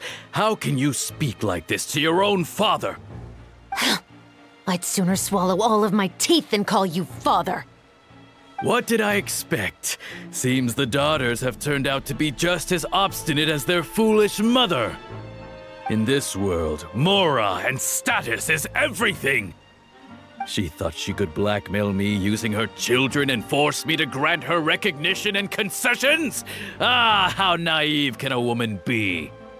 Mother never asked a single thing of you. All she wished was for us to live a peaceful life, just like the others. It was you who personally brewed the poison of prejudice and sent Mother to her death. Compared to that deadly poison, the 2 bullets that will soon pierce through your heart will be like sweet mercy. And that's exactly why I said you're just as naive as her. Did you really think 2 muskets would be enough to defeat me? So let's see. What is stronger? Mora and power, or the 2 muskets in your hands? Get them! Tulip! There are too many of them! It'll be okay. We'll cover each other, Iris. And Mother will be watching over us, too.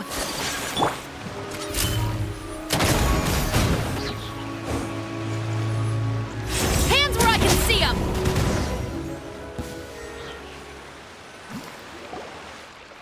You've lost. To think I'd lose to my own 2 kids. We are no children of yours, and we'll never call that place our home. Then tell me, what did you do all this for? You lost your mother, and will soon kill your father as well. What will you gain in the end, other than sentences for your crimes?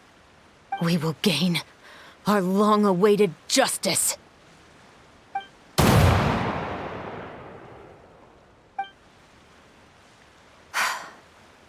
It's over. Finally, it's over.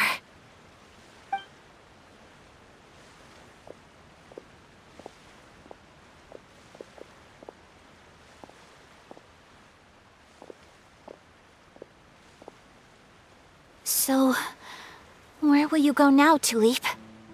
I'm not too sure, Iris. Maybe somewhere with lots of flowers? After all, Mother always did love going where the blossoms were. What about you? I want to go visit Mother's grave. Yeah, that's not a bad idea. Huh? Tulip, look! What is it? It's Mother's favorite, the rainbow rose. Look, it's blooming again. Excellent! That was beyond mesmerizing. Even I didn't expect the scene to go so well. And we got it in a single take. All right, everyone. We've got a wrap for Tulip and Iris. Congratulations, Ayaka and Chevres! Thank you. I didn't expect our parts to wrap so quickly. I wish I could savor the experience for just a bit longer. Paimon totally understands. Paimon's not ready to say goodbye to the clapperboard either. Filming has really been a lot of fun. You were great too, Chevres. The way you said, long-awaited justice. It gave Paimon chills. That is indeed my favorite line in the whole book. I still remember trying to act it out in my room the first few times I read it. Whoa, Paimon would have never guessed you're that type. Who doesn't like stories where the guilty are punished and justice prevails over evil? Don't forget, I'm the captain of the Special Security and Surveillance Patrol. Captain, I have something urgent to report. Please excuse me, everyone. I'll be back in just a moment. It's okay, don't worry about us.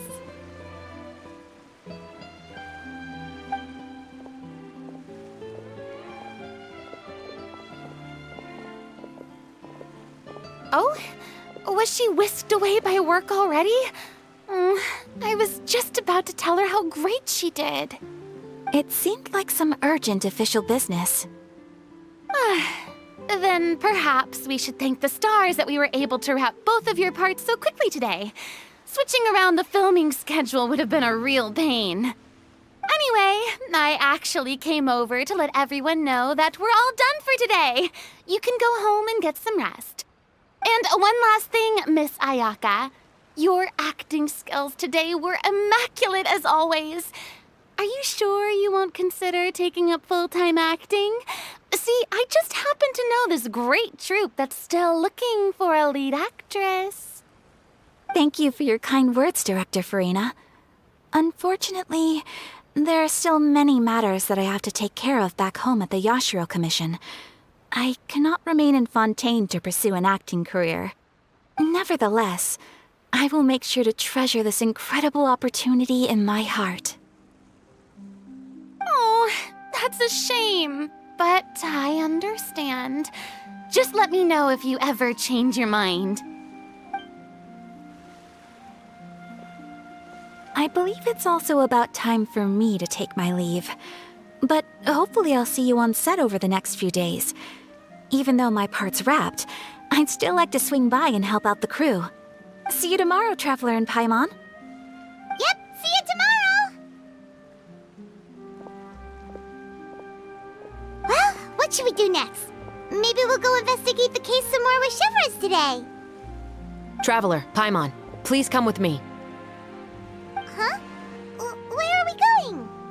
You could say that our ship has finally chanced upon one of those small, remote islands of intel.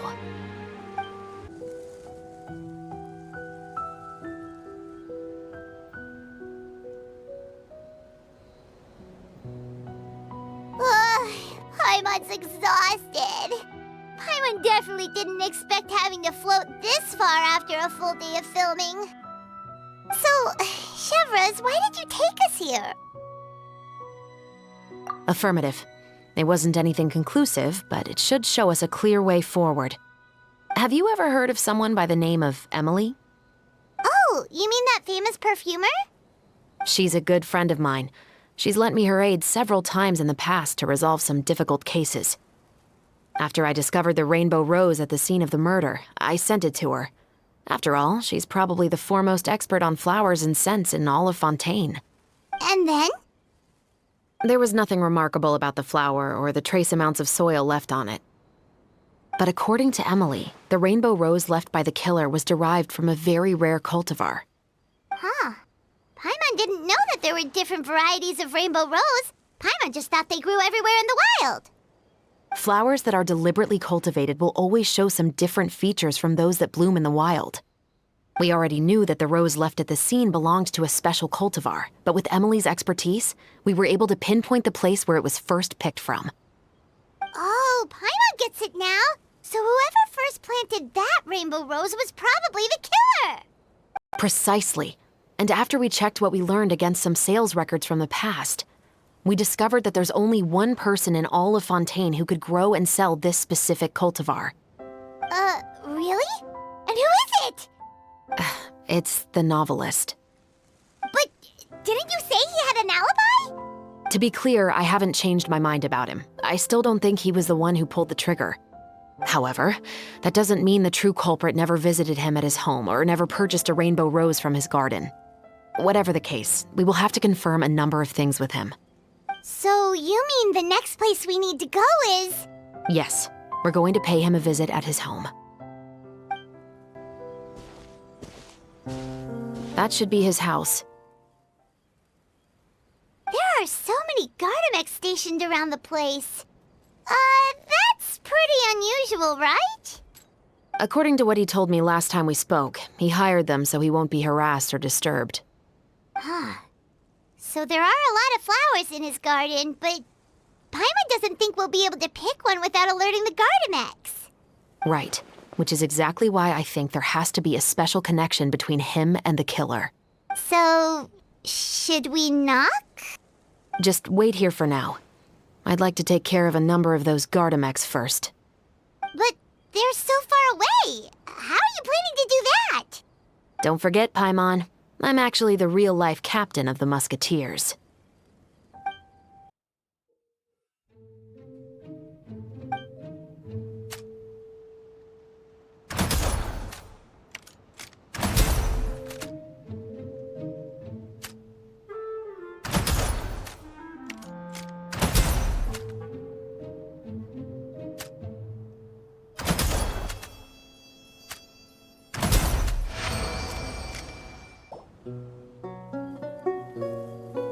All clear. Let's go. Wait! Paimon's a little nervous now that we know he could be the killer. Can we go over our plan of action again? I'll go knock on the door and make sure it's safe inside. Once we're sure that we're in the clear, I'll ask him to come with us for a quick round of questioning at the guard's headquarters. But can't we just arrest him? We still have no evidence that he's the killer, or that he lent the killer any direct aid. Still, it would be appreciated if you could pick a rainbow rose from his garden for me while I'm talking to him. It'll help the Marachose Phantom confirm Emily's theory. Sure, no problem. Just be careful, Chevreuse.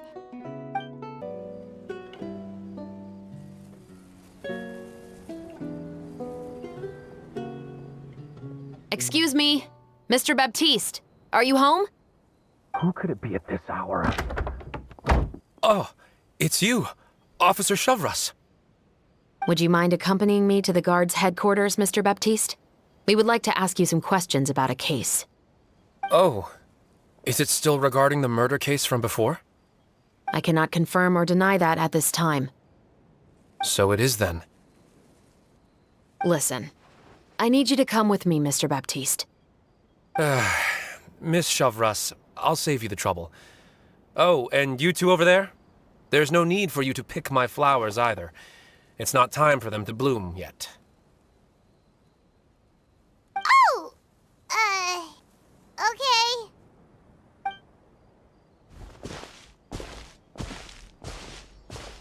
By saving me the trouble, you mean... I will confess.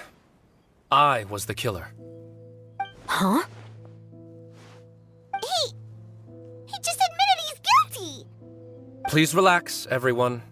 I'm not armed. The musket you're looking for has been buried in my backyard.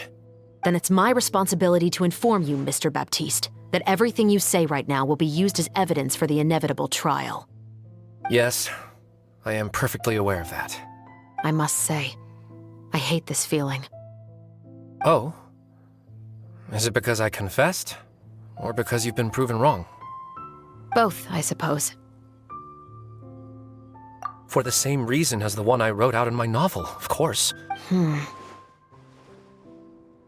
I know you haven't figured out the link between the two of us.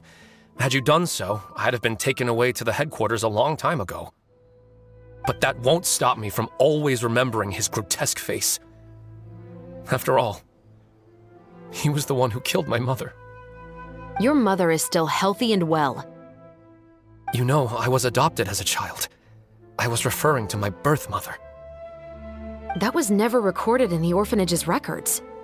Please forgive a 6-year-old child for concocting some lies to protect himself after watching his mother die right in front of him. So, your novel, it was like a record of your life? No, of course not. It was a work of fiction with many embellished parts. But I am indeed the illegitimate son of a wealthy and influential man who abused his power to murder my mother. That part was 100% real. But the man you killed didn't have a Mora to his name. He was a hired assassin. An irredeemable beast who sank his fangs into a defenseless woman just for a few bags of Mora.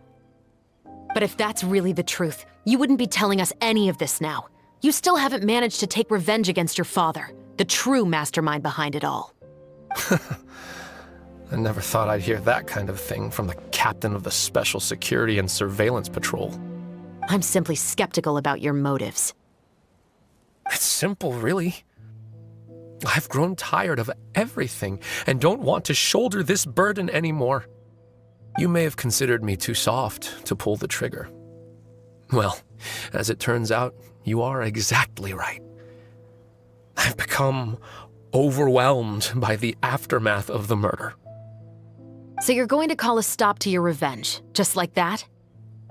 The true mastermind is too rich and too powerful for me. I've accepted that I will never be able to avenge my mother alone. And so what? The characters in your book never gave up. Now, Officer Shavras, I'm the one who has killed a man, aren't I? Are you trying to convince me to commit another crime? What's your father's name? How do you plan to prove the veracity of all of your claims? Well, I'd like to speak with you privately. Sure. Why don't we speak privately at the guard's headquarters? No, it has to be here. I must ensure that we won't be overheard. Fine. Let's talk here. When I said won't be overheard, I meant by anyone. I would like to speak with you and you alone.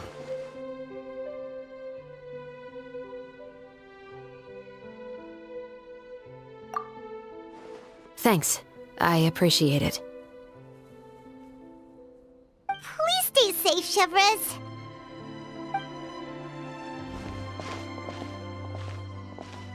All right. Let's hear it. Will you really believe what I'm about to say? Well, that depends on what you're going to tell me. Fair enough. Fair enough. Then listen closely.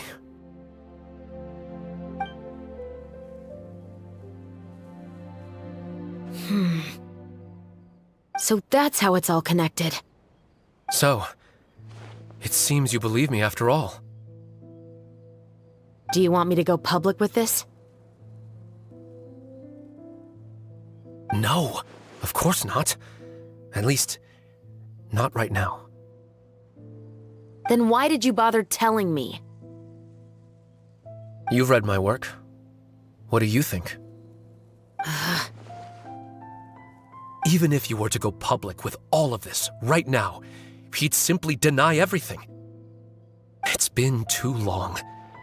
Almost 20 years. Anything that could be used as evidence has long faded away.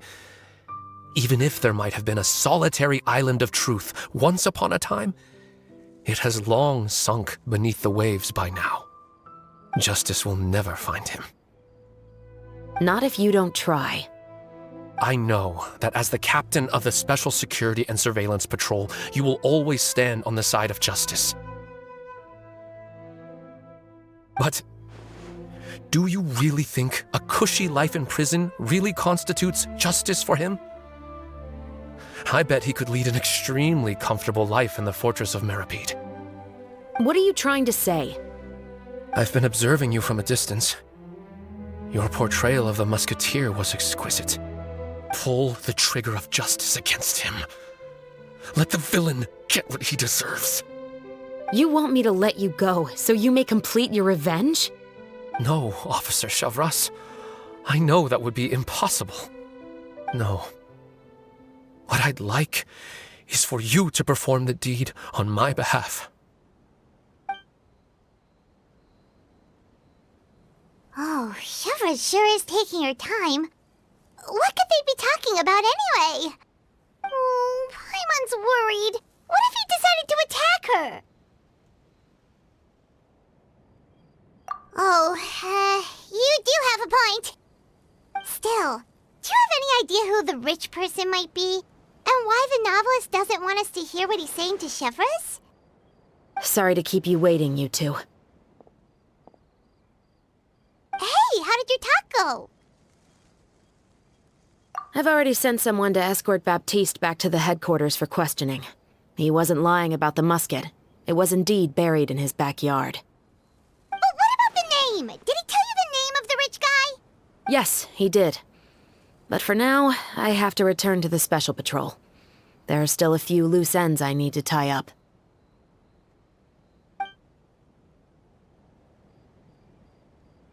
I'll probably be quite busy over the next few days, so apologies if you don't see me on set. All right, Paimon understands if you can't tell us everything you know. We'll just keep an eye on the Steambird then.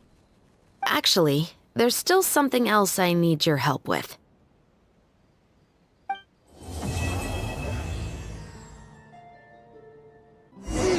We haven't seen Chevreuse since that night at Baptiste's place. Well, guess there's no point in worrying about it now. Let's go join up with the others.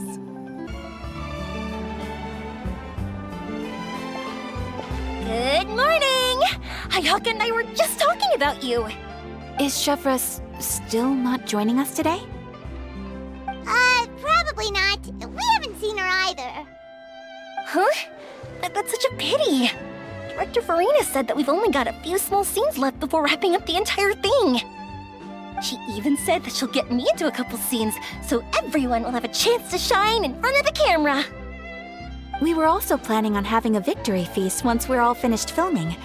You can join us, right? If only Chevreuse was here. I still haven't taken a photo with her.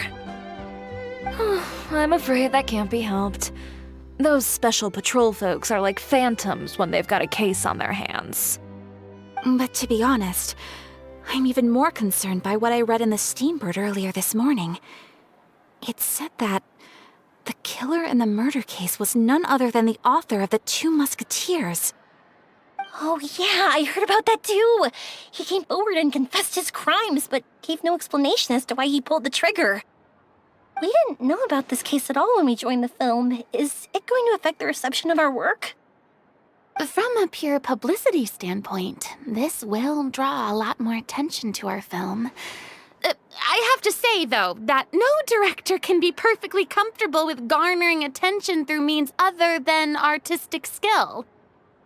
To be fair, I feel like that ship sailed the moment you allowed yourself to be named as the director on our posters. It's not my fault that I'm super popular. What was that saying again? My popularity has, sunk to an all-time low? Spread to the 4 corners of Teyvat.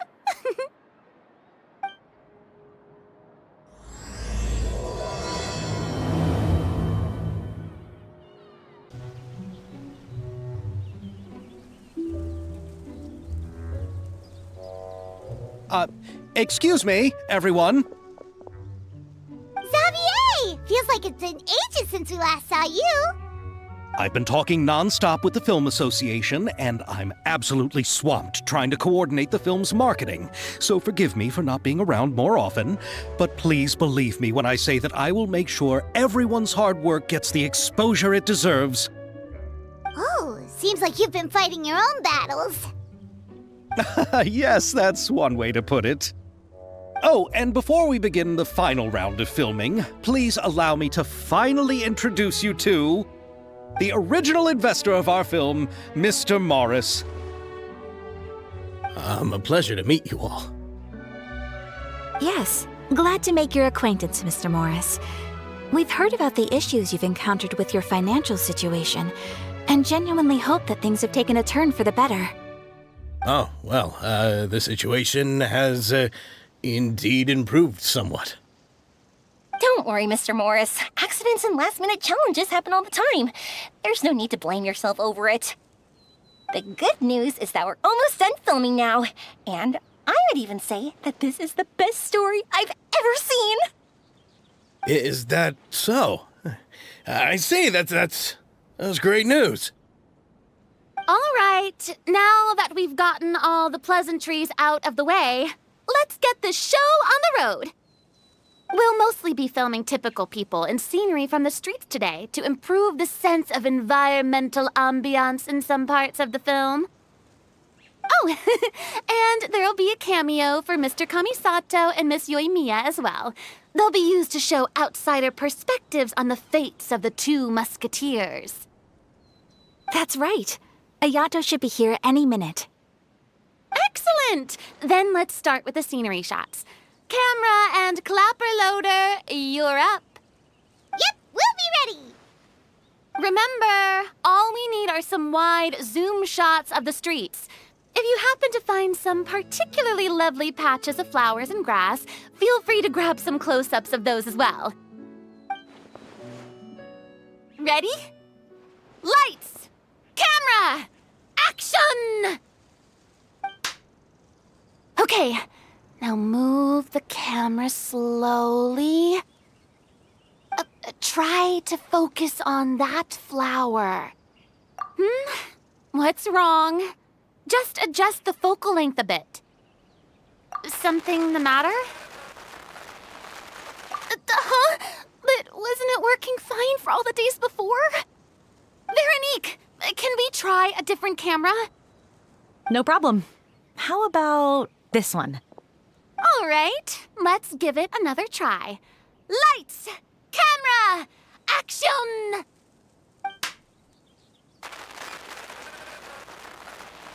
Don't tell me. This one is broken too? Veronique, do we have any other spare ones we can use? I'm afraid we only brought these two today. What? Then go find a workshop to get them repaired right away. Oh, and you too, Bono. Go find our spare camera in the warehouse and bring it back to the set. On it. Greetings, everyone. My apologies for the delay. Is something the matter, Ayaka? It seems like there are some issues with the filming equipment today. We're stuck for the moment. I see. Well, let's not just stand here twiddling our thumbs. Actors, to the makeup booth. We'll start on the next scene as soon as we get a working camera.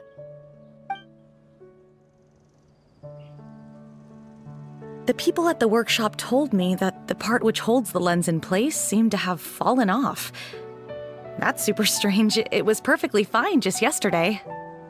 Well, no time to dwell on that now. Let's get back to filming. Ahem! Quiet on set! Places, everyone! Lights! Camera! Action! By the way, have you heard about that recent murder case? Yes, I have. It seems that they've caused quite the commotion in the city. I heard that the chief of the guards is so mad about not catching the culprit that he's about to explode. Oh? I find that quite hard to imagine, considering how he already looks most days. Director, we have a problem. Oh, we're in the middle of a take! Couldn't you wait until we wrapped up this scene? No, Director, our film, all the finalized film that we've been keeping in the case has disappeared. Oh, wait, what did you say? Mr. Bono, please take me to where the film was kept right away. I'm coming too. No, Yoimiya, you have to stay here. Oh.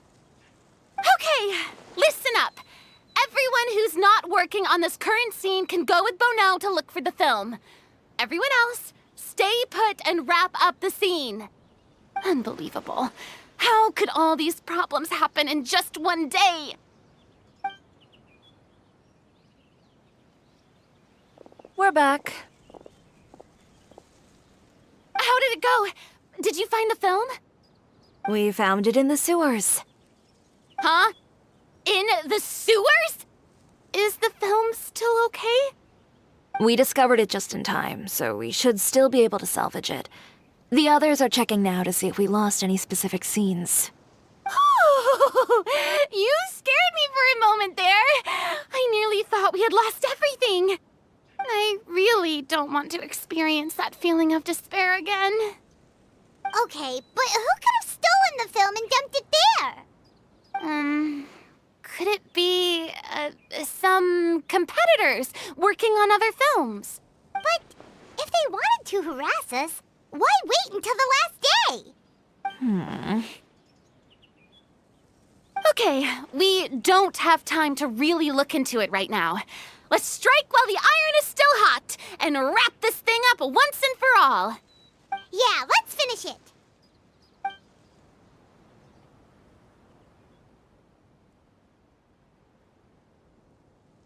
I would like to officially announce that our entry to the festival, The Two Musketeers, has now concluded filming! Paimon is spent. It's so late already. Even though the filming process proved to be extremely challenging, everyone provided valuable and unique contributions to the final product. Thank you all for your dedication and support.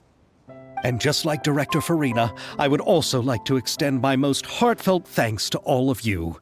Really, you've all helped me so much. All right, let's save the awards speech for later, and hopefully also get some rehearsals in before the real thing. Anyway, now it's time to party! Let's all make our way to the beach and have a celebration feast so loud and fun that even the blubber beast will want in. Party, party! Paimon wants to party!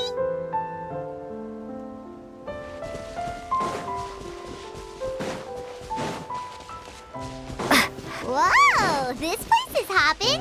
Everyone's finally getting to relax after wrapping up the film. Let's go chat with someone. Hey, Ayato! How's your work been going? Everything went rather smoothly. Thank you for your concern. Ayato told me that we've already confirmed the dates for some Inazuma Fontaine cultural exchange events. So the next time we visit, we'll be doing so in our capacities as the representatives of the Yashiro Commission. Oh, that's great! Then maybe Paimon will be able to find Fontaine detective novels in Inazuma from now on. Oh, wait. Wouldn't Yae Miko get upset if that happens? That would be stealing some of her business. You've got a point. She's always complaining that light novels have become bland and too predictable after all. The cultural exchange won't only feature literatures of both nations, of course. We have also made plans for cross-cultural engagements in the fields of gourmet cuisine, toy making, and artisan craftsmanship. Whoa! Paimon's getting super excited now! When the time comes, be sure to visit and participate in all the events.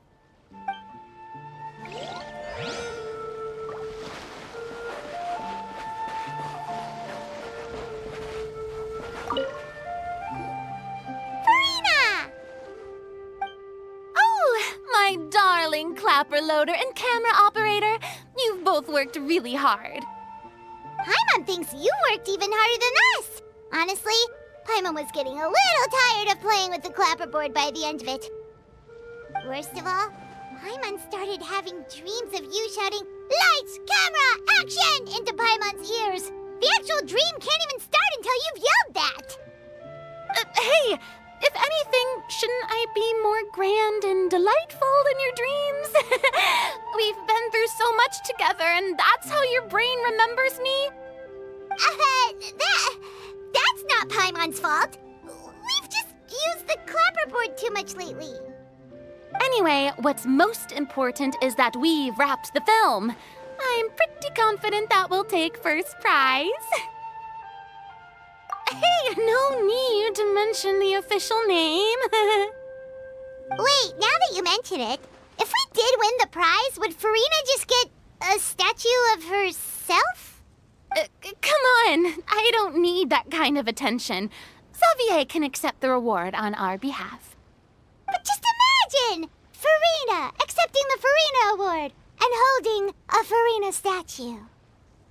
I'm going back to my dessert now. You all can keep discussing that on your own.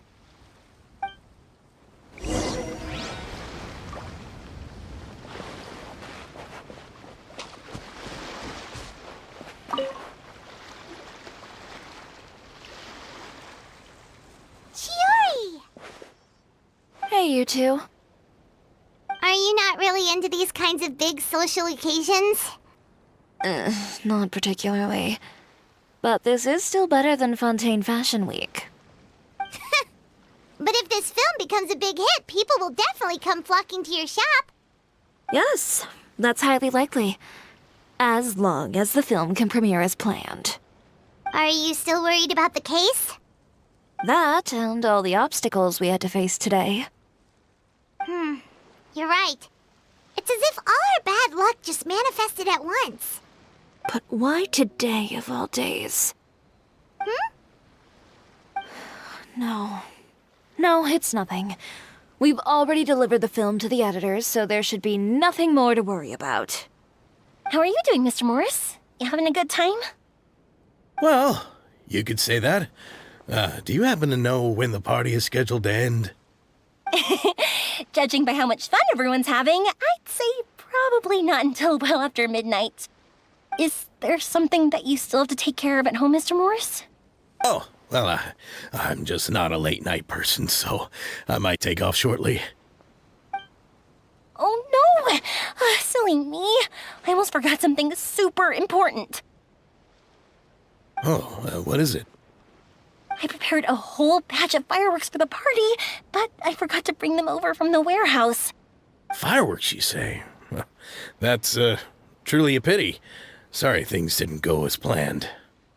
Could you help me carry them over, Mr. Morris? I won't be able to fetch all of them by myself. Me? Are you sure that you can't find anyone else? I just wanted to make this a surprise for everyone. The warehouse isn't far from here. We'll be there in no time. Pretty please, Mr. Morris. These are some of the best fireworks I've ever made. So I also want you to see them before you leave. They're stunning.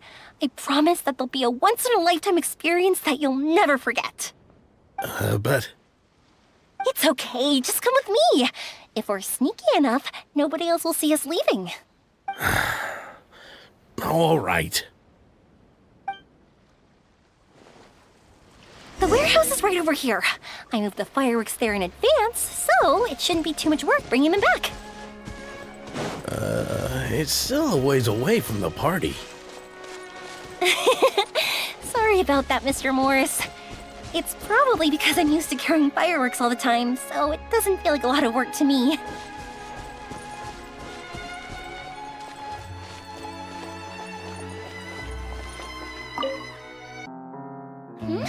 It's dark in here. Wait here, Mr. Morris. I think the light switch should be somewhere over here. Why did I have to get roped into this? What was that?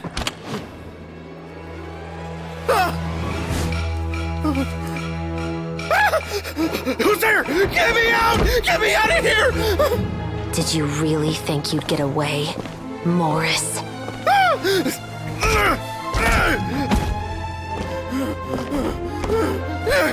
You've got the wrong guy! It wasn't me! I'm not the killer!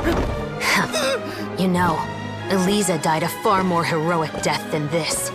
She fought your assassin to the end, to save the children she had hidden beneath the floorboards.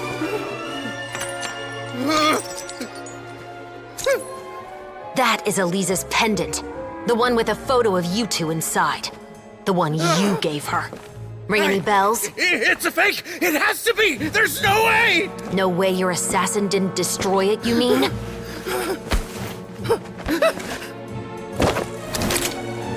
Did you ever love her, Morris?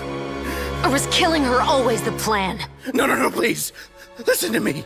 I told Eliza to keep us a secret. I paid her plenty for her silence. I never thought she'd keep the child. Everything was gonna come out, and I had no choice. She forced my hand. No! I'm begging you. I have money. Just name your price, please. You can keep your Mora, and you can go to hell.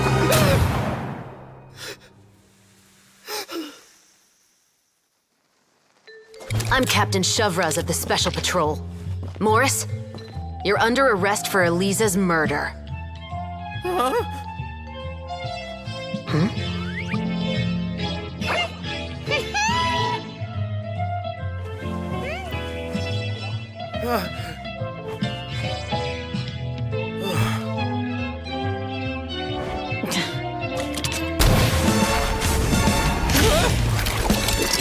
You're under arrest too, prop manager Veronique. Or perhaps I should call you the Second Musketeer.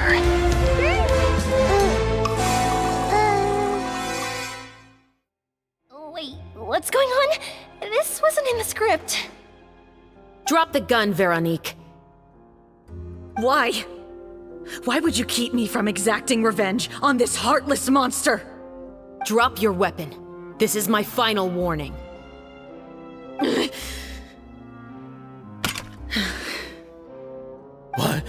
What is going on? Do I have to spell it out for you, Morris? Everything that took place just now was staged to get you to confess the truth. But this last part is all improv, of course. Shivers, you told us you wanted us to help you stage a play. You never said anything about the Second Musketeer. It's because even I had no way to confirm my theory until now. Thank you for your performance, Yoimiya. Could I trouble you to go and bring in the other Special Patrol members? They should be on standby just outside. Oh, and please tell the other cast members not to worry about us. We'll be rejoining them shortly. On it!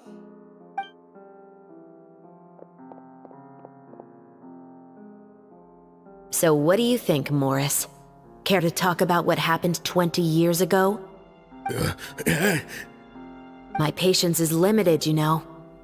Don't force me to take you back to the interrogation room. I'd wager that you wouldn't last for more than a minute in there. With the recording we made, you have no chance of winning in court. Cooperating with us now is the most practical move. All right. I'll talk. I hired an assassin to murder Elisa. She once worked as a maid on my family's estate. She was very beautiful, and after some time I fell for her. We kept our relationship a secret and carried out an affair for some time, but it wasn't long before she became pregnant. And if my parents ever found out, they would have stripped me of my inheritance and status, driven me out of my home. I also didn't expect Elisa to insist on bringing the pregnancy to term. She even asked me to leave my family and travel far, far away with her. She believed that you were truly in love with her. I didn't have a choice. I gave her a large sum of mora, told her to leave the family and to get rid of the baby. But then years later, she sent me a letter. There were photos of 2 children, and she even asked if I could find some time to visit them. Huh? 2 children? Paimon thought Baptiste was the only... you mean... Even if she had the children against your will, you could have just ignored the letter entirely. Why kill her? I had just gotten engaged to be married to an heiress from another wealthy family. So if anyone were to find out about Elisa, my life would be completely ruined. I didn't have a choice. No, you always had a choice. You just made the wrong choice. Again. Do you know how it feels to watch your mother be killed right in front of you? My brother and I were hardly even school age yet. We were hidden beneath the floorboards, grasping each other's hands like a lifeline. We were so terrified that we didn't even know we could ever take a breath. All we could do was to watch Mother try to fight back, and then collapse to the floor. Even after the assassin left, we were still too terrified to leave our hiding spot. We thought that he might come back. It was only until the next evening when we finally climbed out and gathered around our mother. But she had already become cold and stiff to the touch. You made up your mind right then and there to bring this case to light. Not only that, we resolved to get our revenge. And that's why you became the Musketeers. No, that's why I became a Musketeer. The man from before was also killed by me. My brother had nothing to do with it. I figured as much. You did? I once told these two that he didn't look like a killer to me. His confession from that night also rubbed me the wrong way. I think what really tipped me off was, how could I not feel a sense of regret in him? Huh? He confessed faster than any criminal I've ever met. But he didn't say a single word about you. He insisted that he was the sole perpetrator in the case. But after the questioning ended, I disassembled the musket we dug up from his backyard, put it in front of him, and told him to reassemble it. Wanna guess how far he got? He had no idea where to even start. He's never touched a gun in his life. Based on that, I determined that he was not acting alone. He only surrendered himself to draw our attention and create a moment of opportunity for his partner. So, I decided to play along. And as expected, the second musketeer followed us without hesitation once she saw Morris get separated from the rest of the cast. Besides, why else would he call the novel The Two Musketeers?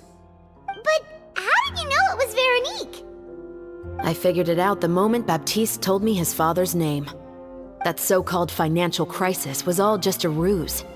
He just wanted to sign up as the investor and then leave the film without any source of funding.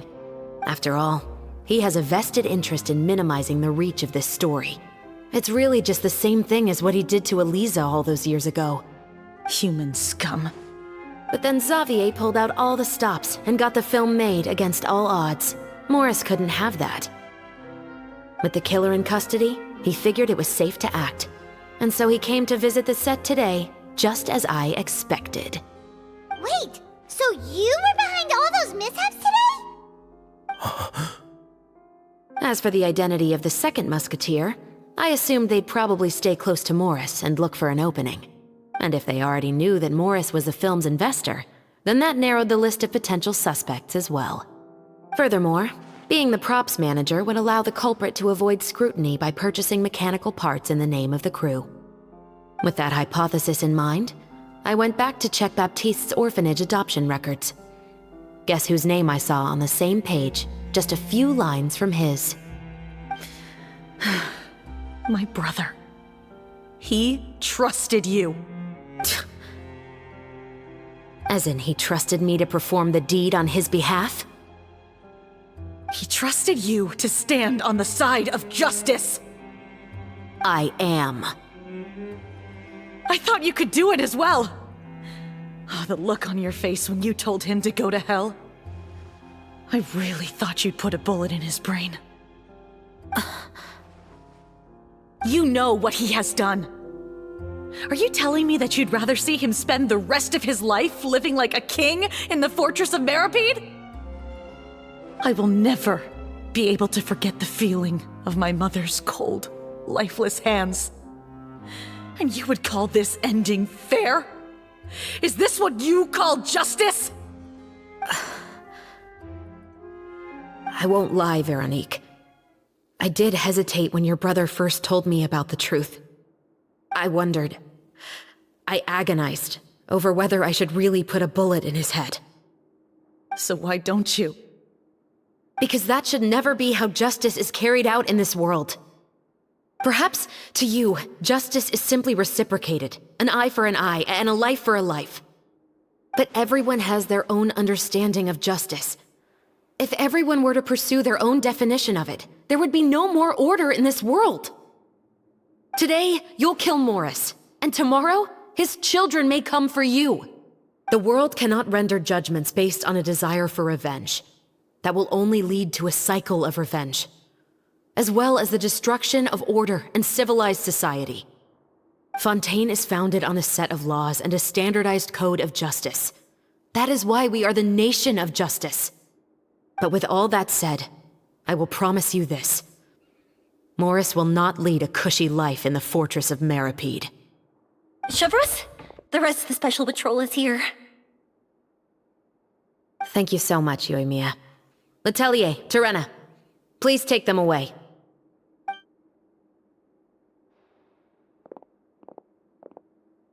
I still can't agree with your reasoning. I know. Justice has not been delivered. At least, not today.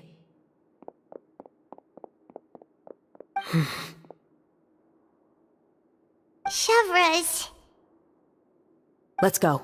We should give an explanation to the crew. Thank you for your concern. I'm fine. I'm just thinking about the things in life that have driven people to take justice into their own hands.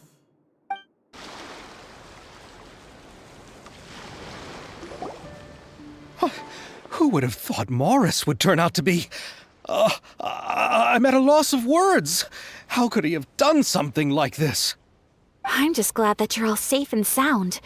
Who knew that such a labyrinth of cases would be behind this story? Well, what should we do now? We have a finished film, of course, but should we still go ahead with the premiere? What do you mean? Shouldn't you be even more motivated to spread the word now that you've learned the truth? Chiori is right. I'd also like more people to see this story for themselves. But the real ending of the story seems to have deviated somewhat from the one in the script. Is that still acceptable to you, Miss Chevreuse? The call is yours. We still have time to reshoot an ending if that's what you'd like. No, it's fine as is. I like what we have for the catharsis. Romanticism is what gives works of art their appeal. Fiction is able to explore means of restitution that could never work in real life. Just like the real world, the world of stories also has its own set of rules and justice. These different possibilities are what initially drew me to reading in the first place. Sounds good to me. I support your decision. What about Veronique? Will she be okay? She will soon face her judgment alongside her brother and Morris. If I had to guess, they'll probably all be sent to the fortress of Meripede. I'll make sure to give Risley a heads up about it. Oh, you mean that kind of heads up? Exactly. Ahem. All right, then the matter's settled. Now that everything's been taken care of, there's no reason for us to keep looking all gloomy and grumpy. Let's get back to the feast and enjoy each other's company. We'll be starting the post-production. You should join us, Chevreuse. You missed the first few hours of the party, didn't you? All right. Count me in. Then I'll wait for you over there. There's still some good news that I'd like to share with Chevreuse. Traveler, Paimon, could you wait for me by the sea after the party ends? I'd like to go on a brief walk with the two of you. Thank you very much.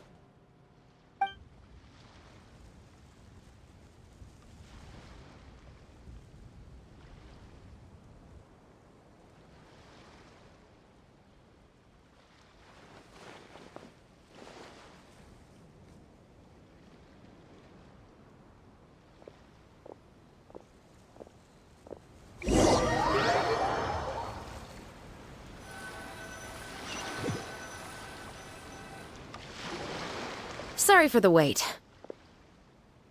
Oh, we weren't waiting long at all. Is there something else you wanted to tell us? No, I don't have anything new to share. I just felt that since you were my investigation partners, I should have another conversation with the two of you. Traveler, how would you have responded to Baptiste's request if you were in my shoes? When I was young, my father often took me here to swim. We'd come rain or shine, even when it was freezing cold. He told me that swimming was the best activity to train one's strength of will. You could never give up before reaching the shore, especially when the water was cold. Oh? Why's that? Because the moment you give up would be the moment you die. At that point, I still hadn't received my vision. One winter, the chilly wind felt almost like knives on my skin, and the seawater was so frigid that it numbed my toes the moment I stepped in. I cried and begged my father to spare me from having to swim across, but he wouldn't listen. He used to be a member of the Special Patrol as well. You could say it was his way of educating his children. That sounds awful. When he saw that I wouldn't stop crying, he just picked me up and tossed me into the icy water. The bone-chilling cold took away my senses. I couldn't feel anything but fear and rage. I waited for my father to save me, but one look and I knew he'd already started swimming for the opposite shore. I realized that if I were to give up, I really would die right then and there. I used all of my strength to try and catch up to my father. Those few minutes felt longer than my whole life up until that point. I did, however, make it to the other side. I've never felt afraid about anything in my life after that, nor have I ever cried again. That way of teaching would have never worked on Paimon. Yeah, I don't think that was the right method for anyone. It's just that, working now as I am in the pursuit of justice, I still sometimes feel like I've been tossed into that winter sea all over again. The anger and the helplessness. Chevreuse. But the worse I feel, the more I know to never give up. The alternative would be to forever lose myself among the waves. Anyway, how about a race? Neither of us will drown, but we can still see who swims faster. You guys go ahead! Paimon will grab the clapperboard to mark the start of the race.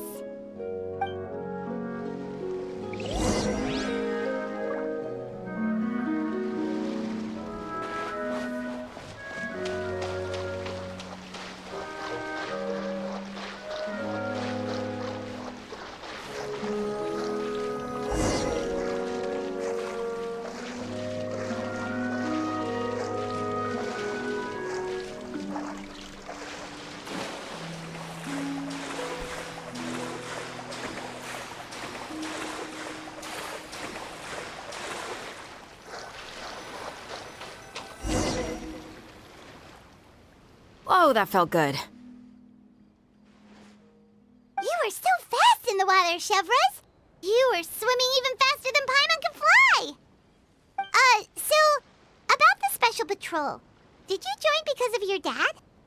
Partly, but I'd say I was more inspired by the heroes I read about in stories growing up. Oh, so it's due to your love of stories! Of course, it was only after I joined the Special Patrol that I learned that truth is often stranger than fiction.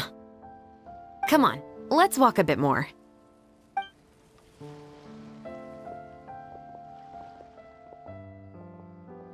To be honest, I do sometimes question whether the decisions I make are the right ones.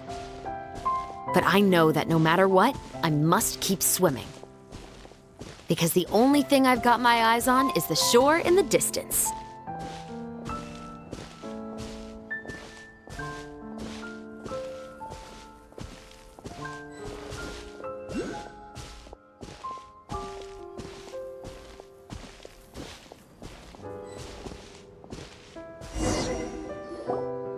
Thank you for coming on this walk with me.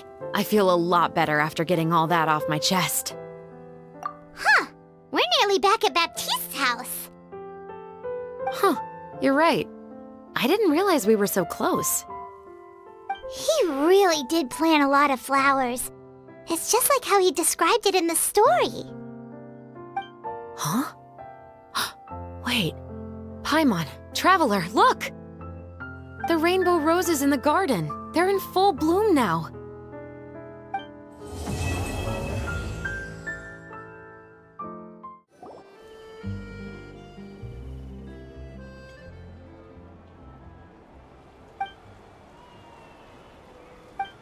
Xavier, it's been a while.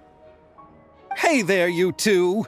Sorry I've been scarce. I've been buried in marketing and preparing the film for release ever since we wrapped post-production. The award ceremony is today, right? Paimon wonders if we'll win the Farina Award. I'd give it a 90% chance. Farina! Oh, Paimon didn't know you were already here. You're earlier than everyone else. I'm sure the others will also be here in no time. Xavier, if we end up getting called on stage, shouldn't you come up with a name for our crew? What? But we don't even know if we're going to win. I wouldn't want to jinx our chances by celebrating early. Just open your eyes! Surely you've seen the audience's reactions to our film. We've had nothing but critical acclaim. You've also had conversations with the Opera House's operating staff, right? Didn't they want to increase the number of showings? With the mora you've made from the box office, you can now open your very own film company. But that's all credit to my amazing crew. You've all helped to make this a reality, so I can't be the only one asked to come up with a name. Well, give it some thought. I'm sure the crew will respect your choice. All right, but before that, Traveler and Paimon, could I trouble you to quickly pay a visit to the Fortress of Meripede? Huh? But shouldn't we stay for the award ceremony? I wanted to ask you two to invite Shavraz to join us at the ceremony. She's one of the lead roles, after all. I haven't been able to find her recently, so I haven't had the chance to invite her personally. According to the papers, the culprits of the Musket murder case will be personally escorted today by the captain of the Special Patrol to the Fortress of Meripede. Oh, Paimon gets it now. Yep, just wait here, Xavier, and maybe try to come up with a few snappy-sounding names. All right, then I'll leave you to it. This is as far as I'll be taking them. I'll leave the three of them to you now. Got another errand to run? Something like that. I'm expected at a party. Now that's something you don't hear every day. Found a new pastime? No, it's just a special occasion. Shavraz! Risley! Festivals really do bring people together. It's been a while since I last had so many visitors at the Fortress of Meripede. Call it the festival spirit, I guess. Yeah, you could say that. Even our head nurse has gotten herself all worked up preparing super deluxe nutritious shakes. Just one gulp and you'll have met all your nutrition needs. Were you talking about work just now? We've already finished discussing everything. So, what do you think about my heads up, Mr. Risley? I believe I haven't yet made any promises or guarantees. But you also didn't shoot me down. Here, how about this? You could give everyone a copy of the newspaper. Perhaps on the day when the cover story happens to, oh, I don't know, expose a certain someone's misdeeds from 20 years ago? I suppose then a certain someone may soon find himself the most unlucky person in the Fortress of Meripede? While another two people will soon be hailed as heroes. Speaking of heroes, did you two need something from me? Oh, actually, we're here for... You're here to invite me to the party, right? Don't worry, I didn't forget. Ooh, then let's head back right away! See you, Risley! Happy Fontanalia Festival! And the same to you. And the winner of the Farina Award for the first Fontanalia Film Festival is... The Two Musketeers!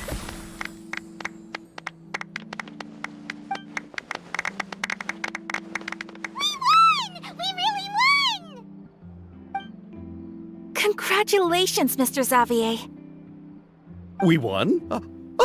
I can't believe it! I really can't thank all of you enough! See? My takes on Fontaine's entertainment industry have never been wrong. Now, please welcome to the stage the producer of The Two Musketeers, Mr. Xavier!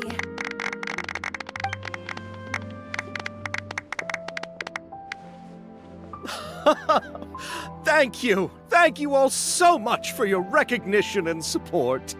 While I'm up here, I would love to give special thanks to... Time really flies, huh? It certainly feels that way.